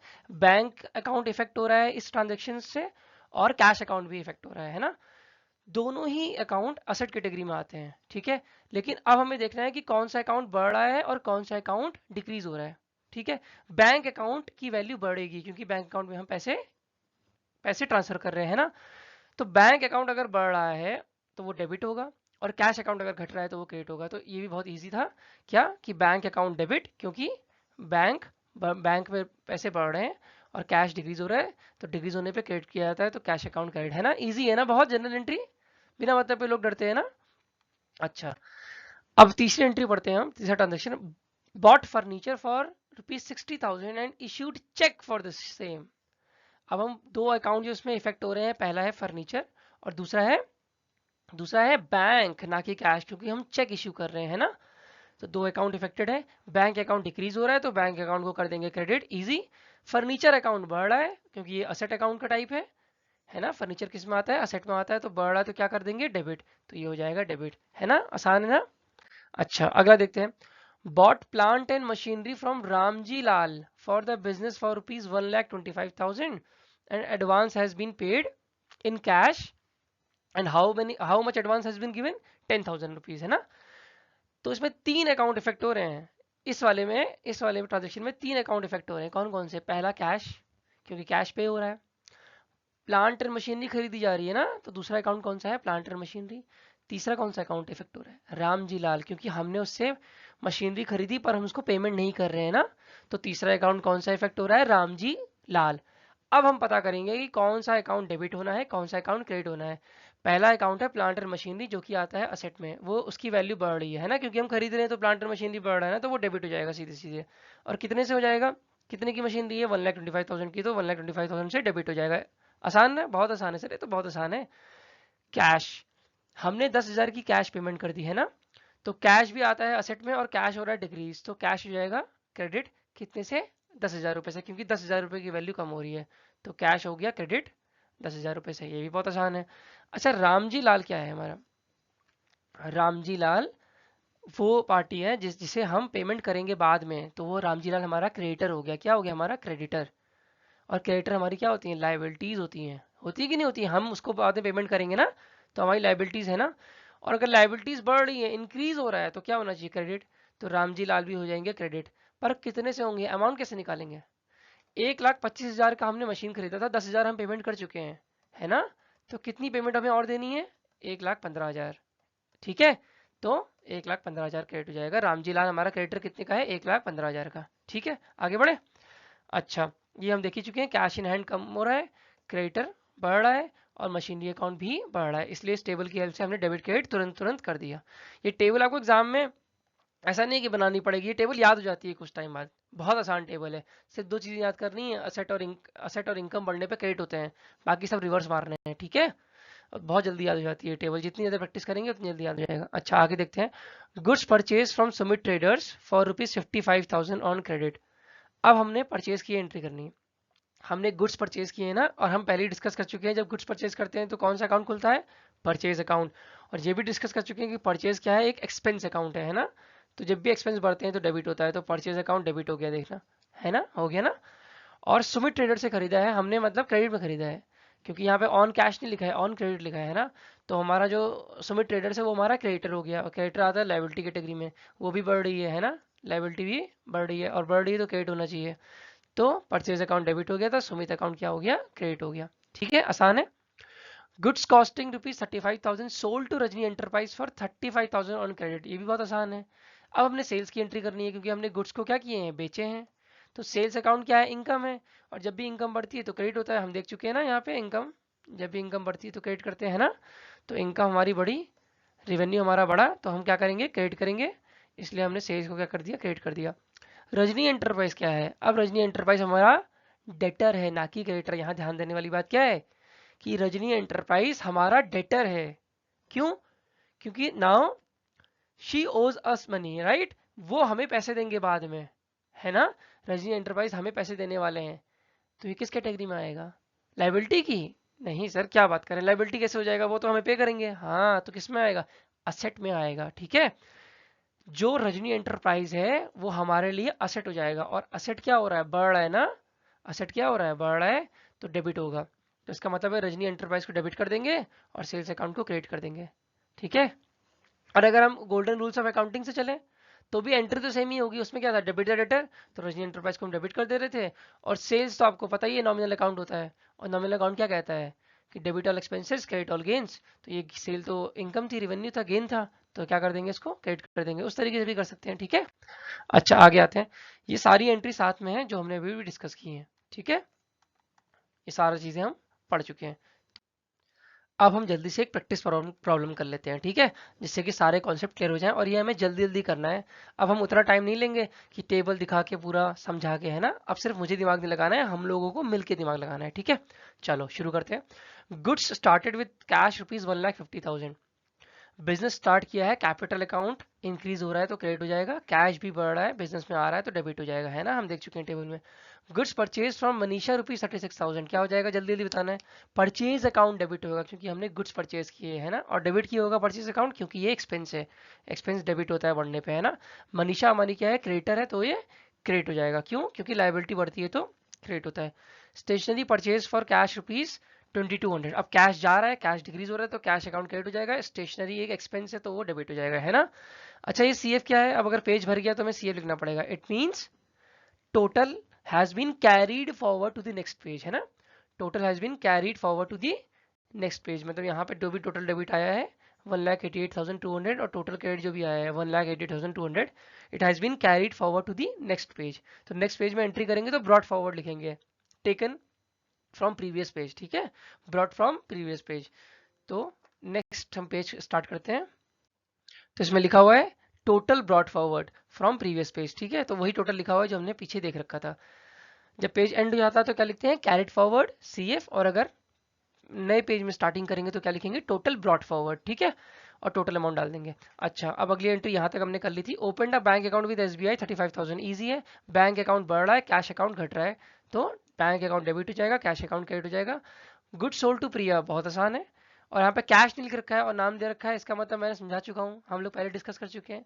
अगर हम सेल कर रहे हैं या परचेज कर रहे हैं, नाम लिखा हुआ है, कैश नहीं लिखा हुआ है, इसका मतलब या तो ये डेटर है या तो ये क्रेडिटर है। और हम गुड सेल कर रहे हैं ना, तो सामने वाला पार्टी हमारी क्या हो जाएगी? डेटर हो जाएगी, क्योंकि वो हमें पैसे देने वाली है। तो प्रिया के अकाउंट को क्या कर देंगे? डेबिट कर देंगे, क्योंकि वो असेट है, पड़ रहा है। और सेल्स अकाउंट क्या हो जाएगा? क्रेडिट हो जाएगा, क्योंकि वो इनकम है, ठीक है? ये भी हो गया। Received a cheque of rupees 16,000 from Priya. अच्छा, अब प्रिया रुपए दे रही है हमें। तो प्रिया पहले डेटर थी, अब वो डेटर नहीं रही, तो डेटर अब डिक्रीज हो जा रहे हैं, है ना? यहाँ ध्यान देना है। क्या ध्यान देना है कि डेटर जब इंक्रीज हो रहे थे तो हम डेबिट कर रहे थे ना, क्योंकि टेबल में पढ़ रखा था हमने। पर डेटर अगर डिक्रीज करेंगे, मतलब असेट अगर डिक्रीज कर रहा है तो क्रेडिट करना पड़ेगा। तो प्रिया को क्या करेंगे? क्रेडिट करेंगे। और हम लोग को चेक रिसीव हुआ है ना, तो मतलब बैंक अकाउंट के थ्रू पैसे आएंगे तो बैंक अकाउंट डेबिट कर देंगे। Sold goods to Nidhi rupees 14,000, बहुत आसान है। सेल्स अकाउंट क्रेडिट हो जाएगा, निधि अकाउंट डेबिट हो जाएगा, अगेन क्योंकि निधि क्या है? हमारी डेटर है। निधि ने हमें पैसे पे कर दिए, तो सेम चीज, अब डेटर डिक्रीज हो रहे हैं तो निधि का अकाउंट क्या हो जाएगा? क्रेडिट हो जाएगा। और कैश, अब कैश पे हो रहा है, अब बैंक के थ्रू पे नहीं हो रहा है, तो कैश बढ़ रहा है तो कैश डेबिट हो जाएगा। Purchase goods for rupees 20,000 on credit from Ritu, purchase account हो जाएगा डेबिट, क्योंकि एक्सपेंस है, हम क्रेडिट में खरीद रहे हैं। तो ये रीतू है, हमारा डेटर नहीं है, हमारी क्रेडिटर है रीतू, है ना? तो क्रेडिटर जब बढ़ते हैं या लाइबिलिटी जब बढ़ती है तो क्रेडिट करते हैं, तो रीतू अकाउंट को करेंगे क्रेडिट, परचेज को करेंगे डेबिट, क्योंकि परचेज है एक्सपेंस, और एक्सपेंस बढ़ते हैं तो डेबिट होता है। इंश्योरेंस पेड, इंश्योरेंस भी एक तरह का खर्चा है, तो इंश्योरेंस करेंगे डेबिट। चेक से पेमेंट किए तो बैंक अकाउंट से पैसे जाएंगे, बैंक करेंगे क्रेडिट, है ना? आसान लग रहा है ना? जल्दी जल्दी हो रहा है ना? Paid rent for rupees 2,000, rent है एक्सपेंस, एक्सपेंस बढ़ता है तो करते हैं डेबिट, तो करेंगे डेबिट रेंट को। और कैश दे रहे हैं ना, तो कैश करेंगे क्रेडिट, है ना? हो गया। Goods costing rupees 1,500 given as charity, ये बहुत ज्यादा इंपॉर्टेंट पॉइंट है ये वाला, ठीक है? इसे हमें ध्यान से समझना है। चैरिटी भी एक तरह का एक्सपेंस है, ध्यान रखना है, चैरिटी भी एक तरह का एक्सपेंस है, ठीक है? क्योंकि हमारे खर्चे बढ़ रहे हैं, चैरिटी में पेमेंट कर रहे हैं, लेकिन यहाँ पे ध्यान देने वाली बात क्या है, हम गुड्स को सेल नहीं कर रहे हैं, तो सेल अकाउंट हम क्रेडिट नहीं कर सकते, है ना, हम चैरिटी दे रहे हैं, तो चैरिटी अकाउंट तो डेबिट हो जाएगा, लेकिन जो गुड्स थे वो भी जा रहे हैं। अच्छा, जब हमने गुड्स खरीदे थे तो हमने क्या, कौन सा अकाउंट डेबिट किया था जब हमने गुड्स खरीदे थे, तो परचेज अकाउंट डेबिट किया था ना, जब हमने गुड्स खरीदे थे तो परचेज अकाउंट डेबिट किया था ना, लेकिन अब यही गुड्स चले जा रहे हैं विदाउट एनी पेमेंट, क्रेडिट की बेसिस में भी नहीं दे रहे हैं, हम हमें ऐसे ही दे रहे हैं, तो मतलब हमारे गुड्स अकाउंट डिक्रीज कर जाएंगे, और गुड्स अकाउंट को रिप्रेजेंट कौन करता है, परचेज अकाउंट, है ना, तो परचेज अकाउंट कम हो जाएगा, मतलब हमारा जो एक्सपेंसेस जो हम एक्सपेंस कर रहे थे ना, जो हम पहले एक्सपेंस कर रहे थे जिसको हम डेबिट कर रहे थे, है कि नहीं, अब क्या हो जाएगा, वो चीज़ क्रेडिट हो जाएगी, क्योंकि रिवर्स एंट्री कर रहे हैं हम, जब हमने सामान को खरीदा था तो हमने परचेज अकाउंट को डेबिट किया था, अब हमने सामान को दे दिया है ना किसी को, चैरिटी में सेल नहीं किया हमने चैरिटी में, तो हमारे सामान अब कम हो गए हैं ना, तो इसलिए परचेज अकाउंट को क्या कर देंगे, क्रेडिट, क्योंकि परचेज अकाउंट क्या सिग्निफाई करता है, किस अकाउंट को डिनोट करता है, जो हमने गुड्स खरीदे हैं ना, इसलिए purchase office furniture for ₹11,200, again हमने परचेजिंग की है, बट हमने फर्नीचर की परचेजिंग की है, तो परचेज अकाउंट यहाँ नहीं बनेगा, क्या बनेगा, ऑफिस फर्नीचर बनेगा, और ऑफिस फर्नीचर क्या होता है, असेट अकाउंट है, असेट अगर बढ़ता है तो क्या होता है, डेबिट होता है, इसलिए फर्नीचर अकाउंट होगा डेबिट, ठीक है, और हमने कैश पेमेंट की है ना, क्योंकि नाम तो लिखा नहीं है, तो कैश अकाउंट हो जाएगा, क्रेडिट तो आसान था। Cash withdrawn for house hold important है, ठीक है, ये भी इंपॉर्टेंट है, और ये भी इंपॉर्टेंट था, 20 अप्रैल वाला और 29 अप्रैल वाला, कैश विड्रॉ किया है हाउस होल्ड पर्पज के लिए, लेकिन किया है बिजनेस फंड से, ठीक है, तो ये क्वेश्चन एग्जाम में आ सकता है कि यहाँ पे कौन सा अकाउंट बनाएंगे हम, यहाँ पे बनाएंगे ड्रॉइंग अकाउंट, कैश विड्रॉन किया है ना बिजनेस फंड से, तो क्या करेंगे हम, ड्रॉइंग अकाउंट बनाएंगे, ठीक है, जब भी कैपिटल में रुपए डालते थे हम, जब भी कैपिटल इंक्रीज करता था तो क्या होता था, कंसर्न अकाउंट मतलब कैपिटल अकाउंट क्या होता था, डेबिट होता था ना, अब अगर कैपिटल से रुपए निकाल रहे हैं तो जो भी कंसर्न अकाउंट है, मतलब जिस अकाउंट की वजह से ये कैपिटल रुपए डिक्रीज हो रहे हैं, उसको क्या करना पड़ेगा, डेबिट करना पड़ेगा, जब भी कैपिटल इंक्रीज करता है तो क्रेडिट करते हैं, हम सीख चुके हैं, है ना, तो जब भी कैपिटल डिक्रीज करेगा तो कंसर्न अकाउंट जो होगा वो क्या होगा, डेबिट हो जाएगा, तो यहाँ पे ड्राइंग की वजह से कैपिटल अकाउंट डिक्रीज हो रहा है, इसलिए ड्राइंग को क्या करेंगे, डेबिट कर देंगे, और हम कैश भी कम कर रहे हैं, कैश कम हो रहा है हमारा बिजनेस, है ना, तो वो भी हम क्रेडिट कर देंगे। इंटरेस्ट रिसीव, इंटरेस्ट हमें रिसीव हुआ है, जब इंटरेस्ट रिसीव होता है तो हमारी इनकम हो जाती है, अरे इनकम हमेशा क्या किया जाता है, क्रेडिट किया जाता है ना, हमने पढ़ चुके हैं टेबल में, तो इंटरेस्ट को करेंगे क्रेडिट और कैश को करेंगे डेबिट। कैश सेल्स बहुत आसान है, तो सेल्स अकाउंट इनकम है तो क्रेडिट हो जाएगा, कैश हमको मिल रहा है तो डेबिट हो जाएगा। कमीशन पेड बहुत आसान है, by cheque, bank account credit हो जाएगा, कमीशन, अच्छा नहीं कमीशन पे किया है, कमीशन मिला नहीं है, कमीशन हमने पे किया है, कमीशन पेड, तो ये इनकम नहीं है, ये एक्सपेंस है, तो अगर एक्सपेंस है तो डेबिट हो जाएगा, कमीशन पेड हो जाएगा डेबिट, और हमारा बैंक अकाउंट से पैसे चले जाएंगे तो वो हो जाएगा क्रेडिट, ठीक है। अगली एंट्री क्या है देख लेते हैं, telephone, telephone bill paid by cheque ₹2000 है ना, तो फिर से हमने एक्सपेंस किया है, एक्सपेंस होता है डेबिट, तो टेलीफोन एक्सपेंस हो जाएगा हमारा डेबिट, और कैश हमारा, कैश नहीं हमने पे किया, हमने चेक के थ्रू पे किया है, तो यहाँ पे गलत लिखा हुआ है, ठीक है, तो यहाँ बैंक हो जाएगा, इस सही कर लेना है हमें, बैंक अकाउंट, ठीक है, तो बैंक अकाउंट हो जाएगा हमारा क्रेडिट। लास्ट एंट्री देखते हैं, payment of salaries in cash, in cash, अब हमारा कैश अकाउंट हो जाएगा क्रेडिट, और सैलरी भी एक्सपेंस है तो वो हो जाएगा डेबिट, ठीक है, मजा आया, बहुत आसान था, है ना। चलो अब डिस्कस करते हैं most important section, that is PYQs, previous year questions that were asked in previous exams, ठीक है। तो पहला क्वेश्चन है हमारे पास, income and expenditure account is included in what, 2017 में भी क्वेश्चन आया है ये, और 2021 में भी आया है सेम क्वेश्चन, ठीक है। तो ये रियल अकाउंट में आता है कि पर्सनल अकाउंट में आता है कि नॉमिनल अकाउंट में आता है कि कैपिटल अकाउंट में आता है। अच्छा, रियल अकाउंट हम डिस्कस कर चुके थे कि वो अकाउंट जो असेट और लायबिलिटी की कैटेगरीज में जनरली आते हैं, ठीक है, तो वो रियल अकाउंट की कैटेगरी में है, तो ये तो आंसर नहीं हो सकता। दूसरा है पर्सनल अकाउंट, नहीं पर्सनल अकाउंट भी नहीं हो सकता, क्योंकि पर्सनल अकाउंट आर्टिफिशियल या नेचुरल पर्सन होते हैं, है ना। तीसरा है नॉमिनल, अच्छा तो हमने डिस्कस किया था कि जो रियल और पर्सनल की कैटेगरी में नहीं आएगा वो किस तरह का अकाउंट होगा, वो नॉमिनल अकाउंट होगा, तो इसका आंसर क्या हो जाएगा, option number C, capital account भी नहीं है। अच्छा अगला क्वेश्चन देखते हैं, लेगेसीज आर जनरली, ये 2017 का क्वेश्चन है। अच्छा सर, ये तो सर हमने सुना ही नहीं कभी लेगेसीज क्या होता है, कोई नहीं अब इसके बारे में डिस्कस करते हैं। अच्छा लेगेसीज का मतलब क्या है, जैसे कोई भी इंडिविजुअल है वो विल क्रिएट करता है अपनी, है ना, डेथ से पहले, या अपनी लीगल एडवाइजर से एडवाइस लेके, तो क्या होता है कि इसमें हम किसी को पेमेंट मिल रही होती है, किसी को एज अ लेगेसी कुछ मिल रहा होता है ना, किसी को एज अ लेगेसी कुछ मिल रहा होता है, और कुछ और जो दूसरा इंडिविजुअल है वो पे कर रहा होता है ना। तो ये ऐसा नहीं लग रहा है कुछ असेट लायबिलिटी टाइप में अकाउंट नहीं लग रहा है, लग रहा है ना। और जो भी असेट लायबिलिटी होती है ना, अब हम जो डिस्कस करने जा रहे हैं बहुत इंपॉर्टेंट है, इसको ध्यान से समझना है, ठीक है। क्योंकि हर बार ईपीएफओ आसान क्वेश्चन नहीं पूछता, इस तरह के क्वेश्चन भी पूछेगा, ठीक है, जहाँ पे थोड़ा सा बुद्धि का इस्तेमाल करना होगा। तो जो भी असेट और लायबिलिटीज टाइप के जो अकाउंट्स होते हैं ना, ये बैलेंस शीट में जाते हैं, ये ध्यान रखना है, ठीक है। जो भी असेट लायबिलिटीज के टाइप के अकाउंट होते हैं, ये कहाँ ट्रांसफर होते हैं, बैलेंस शीट में कैरी फॉरवर्ड होते हैं, और उसके बाद ये नेक्स्ट ईयर भी कैरी फॉरवर्ड होते हैं, ठीक है, ये क्लोज नहीं होते हैं, ये ध्यान रखना है। असेट लायबिलिटीज टाइप के जो भी अकाउंट होते हैं, अगर हम इनडायरेक्टली ये भी कह सकता हूँ मैं कि जैसे जो रियल अकाउंट होता है और जो पर्सनल अकाउंट होते हैं, दोनों ही, ठीक है, दोनों ही बैलेंस शीट में ट्रांसफर होते हैं और आगे भी कैरी फॉरवर्ड होते रहते हैं, ठीक है। तो ये बैलेंस शीट, ये ध्यान रखना है, real and personal account balance sheet में ट्रांसफर होते हैं, ठीक है। और फिर एक और कैटेगरी आती है नॉमिनल अकाउंट। इसका क्या होता है सर? इसका ये होता है कि ये क्लोज होके पीएल में जाता है, पीएल मतलब प्रॉफिट और लॉस अकाउंट में। नॉमिनल अकाउंट्स हेल्प करते हैं प्रॉफिट और लॉस कैलकुलेट करने में, तो ये क्लोज हो जाते हैं। ये नॉमिनल अकाउंट जितने भी ओपन करेंगे ना, सारे अकाउंट्स को क्लोज करना पड़ता है। कैसे क्लोज करते हैं? पीएल में ट्रांसफर करके, ठीक है। असेट और रियल और पर्सनल अकाउंट को क्या करते हैं? रियल और पर्सनल अकाउंट सिर्फ कैरी फॉरवर्ड हो जाते हैं बैलेंस शीट में, वो अमाउंट ट्रांसफर हो जाता है, वो क्लोज नहीं होते हैं अकाउंट, वो आगे तक कैरी फॉरवर्ड होते रहते हैं, वो अगले साल भी कैरी फॉरवर्ड होंगे। अगर मशीनरी है 10,000 रुपए की, ठीक है, 1 लाख रुपए की मशीनरी है मान लेते हैं, तो क्या इसी साल उसको क्लोज कर देंगे, खत्म कर देंगे? नहीं ना, वो तो अगले साल भी कंपनी के ऑर्गेनाइजेशन के काम आएगी ना, इसीलिए। लेकिन अगर रेंट पे कर रहे हो उस साल, तो इस साल पे कर दिया, रेंट कर दिया, तो प्रॉफिट लॉस में उतर जाएगा, वो अकाउंट क्लोज हो जाएगा, है ना, इसलिए। तो यहाँ पूछा गया लेगेसीज, तो लेगेसीज क्या होंगी, कहाँ उतरेंगी? बैलेंस शीट पे उतरेगी कि इनकम में जाएगा पीएल के अंदर, या फिर एक्सपेंडिचर में जाएगा, या फिर सस्पेंस अकाउंट में जाएगा? देखो सस्पेंस तो नाम का कोई चीज, मतलब इसमें कोई यूज नहीं है इसका, पीएल और बैलेंस शीट में, वो ट्रायल बैलेंस में यूज होता है, हम पढ़ेंगे इसको। अच्छा, एक्सपेंडिचर में नहीं, एक्सपेंडिचर नहीं है, लेगेसीज एक्सपेंडिचर नहीं है, क्योंकि ये फ्यूचर में पेमेंट होने वाली है या पेमेंट मिलने वाली है ना, इनकम में भी नहीं आएगा। ये बैलेंस शीट का पार्ट है, क्योंकि ये थोड़ा थोड़ा सा लेगेसीज जो है वो रियल अकाउंट और पर्सनल अकाउंट की कैटेगरी में आ रहा है ना, असेट लायबिलिटी कैटेगरी में आ रहा है, क्योंकि बाद में हमें लेगेसी है, हमें लेगेसी मिली है, हमें कोई वेल्थ मिल रही है, बाद में फ्यूचर में मिलने वाली है ना, तो इसको कैपिटलाइज करते हैं और बैलेंस शीट में डालते हैं, ठीक है, समझ में आ रही बात?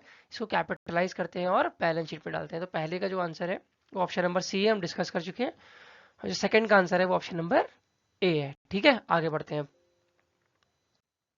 अच्छा, तो सर तो और कठिन क्वेश्चन आ गया। तो ईपीएफओ का यूपीएससी का एग्जाम है अगर, तो हर क्वेश्चन बहुत आसान नहीं बनेगा। Branch accounts under debtor system किस कैटेगरी में आता है?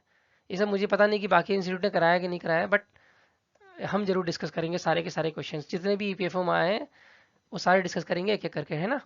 इस सेजन में कुछ कर चुके हैं, लास्ट सेजन में भी कुछ किया था हमने, उसके पहले भी कुछ कर चुके हैं ना।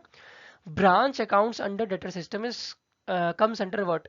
Real account, personal account, nominal account और लायबिलिटी अकाउंट। अच्छा, पहले तो समझना पड़ेगा कि ब्रांच अकाउंट होते क्या हैं। एक कंपनी है, ठीक है, उसके बहुत सारे ब्रांचेस हैं, अलग अलग सिटीज में ब्रांचेस हैं, तो हेड ऑफिस तो एक ही है ना। तो इस हेड ऑफिस में जो है ना, इन अकाउंट्स, ये जो अकाउंट्स है ना ब्रांचेस के, इसके भी अकाउंट प्रिपेयर करते हैं ये लोग, इसके भी account, branch account 1, branch account 2, और ये पता करते हैं ना कि प्रॉफिट इस ब्रांच से कितना हो रहा है, इंडिविजुअल इससे प्रॉफिट कितना हो रहा है, इस थर्ड वाले से कितना हो रहा है, फोर्थ वाले से कितना हो रहा है, फिफ्थ वाले, है ना। तो अलग अलग ब्रांचेस के अकाउंट्स प्रिपेयर हो रहे हैं इस हेड ऑफिस में, ठीक है। अच्छा, क्यों प्रिपेयर कर रहे हैं ये ब्रांच अकाउंट, कोई बताएगा? इसलिए प्रिपेयर कर रहे हैं ताकि इंडिविजुअल ब्रांच के परफॉर्मेंस को हम इवेल्युएट कर सकें, उसके प्रॉफिट लॉस को कैलकुलेट कर सकें। अच्छा, प्रॉफिट लॉस को कैलकुलेट कर सकें, प्रॉफिट लॉस तो सर सुना सुना लग रहा है, प्रॉफिट लॉस कैलकुलेट करने के मतलब इसको हम ब्रांच अकाउंट को इसी तरह से काम कर रहे हैं कि जैसे प्रॉफिट लॉस निकाल सके या उनकी, ठीक है। तो ये किस तरह से काम करेगा? प्रॉफिट लॉस तो सर नॉमिनल अकाउंट में आता है, हाँ, तो branch account under debtor system comes under nominal account, यही इसका लॉजिक है। तो रियल अकाउंट में नहीं आएगा, पर्सनल अकाउंट में नहीं आएगा, लायबिलिटी अकाउंट में ही आएगा, किस में आएगा? नॉमिनल अकाउंट में आएगा, ठीक है। तो हमें लॉजिक से और रीजनिंग से क्वेश्चंस कर रहे हैं ताकि हम एग्जाम में भी रीजन और लॉजिक लगा सकें। पढ़ाने वाले आपको बहुत से मिल जाएंगे जो सीधे से आंसर बता देंगे, रीजन या लॉजिक नहीं बताते हैं, ठीक है। तो यहाँ हमें क्या करना है, हमें अब यही क्वेश्चन थोड़ी उतर के आ जाएगा अगले एग्जाम में, है ना, नहीं आएगा ना, ऑब्वियस सी बात है। इसके जैसा कुछ आएगा, तो वहाँ हमें रीज़न अपना यूज़ करना पड़ेगा। अगर हमें क्वेश्चन नहीं भी पढ़ा है पहले कभी, तो हम लॉजिक यूज़ करते हैं, हम एलिमिनेशन इस्तेमाल करते हैं ना, एलिमिनेशन को यूज़ करते हैं, फिर हम अटेम्प्ट करते हैं क्वेश्चंस को। ठीक है, इसलिए मैं लॉजिक के साथ बता रहा हूँ हर क्वेश्चन। अच्छा, 2 होमवर्क क्वेश्चन मिलेंगे आज। एक होमवर्क क्वेश्चन तो आपका ये है, which of the following is the first book in which the transaction of business units are recorded. हम डिस्कस कर चुके हैं। तो बैलेंस शीट है, कैश बुक है, लेजर है कि जर्नल है, ये कमेंट सेक्शन में बताना है कि इसका आंसर क्या है। क्वेश्चन नंबर 1 डाल देना और ऑप्शन डाल देना, उसका आंसर लिख देना। ठीक है। दूसरा क्वेश्चन जो है ये भी इंपॉर्टेंट है, 2021 में आया है। ये होमवर्क क्वेश्चंस भी एग्जाम में आ रखे हैं। ठीक है, ध्यान देना है, इसको आंसर लिखने हैं ताकि नेक्स्ट सेशन में डिस्कस कर सकें। Wages paid for installation of machine, ये इंपॉर्टेंट है। वेजेस पे किए हैं लेकिन installation of machinery is debited to which of the following account. थोड़ा मैं हिंट दे देता हूँ। अच्छा, हमने जनरल एंट्रीज पढ़ रखी ना, तो एक्सपेंसेस होते हैं या फिर अगर हम असेट्स खरीदते हैं, दोनों ही केस में एक्सपेंसेस भी डेबिट हो जाते हैं, और अगर हम असेट खरीदते हैं तो असेट भी डेबिट हो जाते हैं, है ना।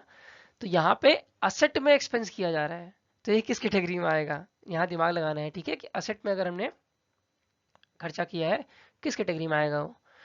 तो और अगर वो किसी भी कैटेगरी में आएगा तो उसको डेबिट कर देंगे। तो हमें पता करना है कि वेजेस अकाउंट डेबिट होंगे, कि मशीनरी अकाउंट डेबिट होगा, कि इंस्टॉलेशन अकाउंट डेबिट होगा, कि प्रॉफिट लॉस अकाउंट डेबिट होगा, है ना। तो हमें इसका आंसर भी कमेंट सेक्शन में करना है। नेक्स्ट सेशन में मिलेंगे। आज के लिए इतना ही। नेक्स्ट सेशन में हम डिस्कस करेंगे कि रिकॉर्डिंग जो हमने अभी तक की है ना जनरल में, इसके अलावा हम सब्सिडरी बुक्स के बारे में भी पढ़ेंगे, लेजर के बारे में भी पढ़ेंगे। ठीक है, तब तक के लिए टाटा बाय बाय।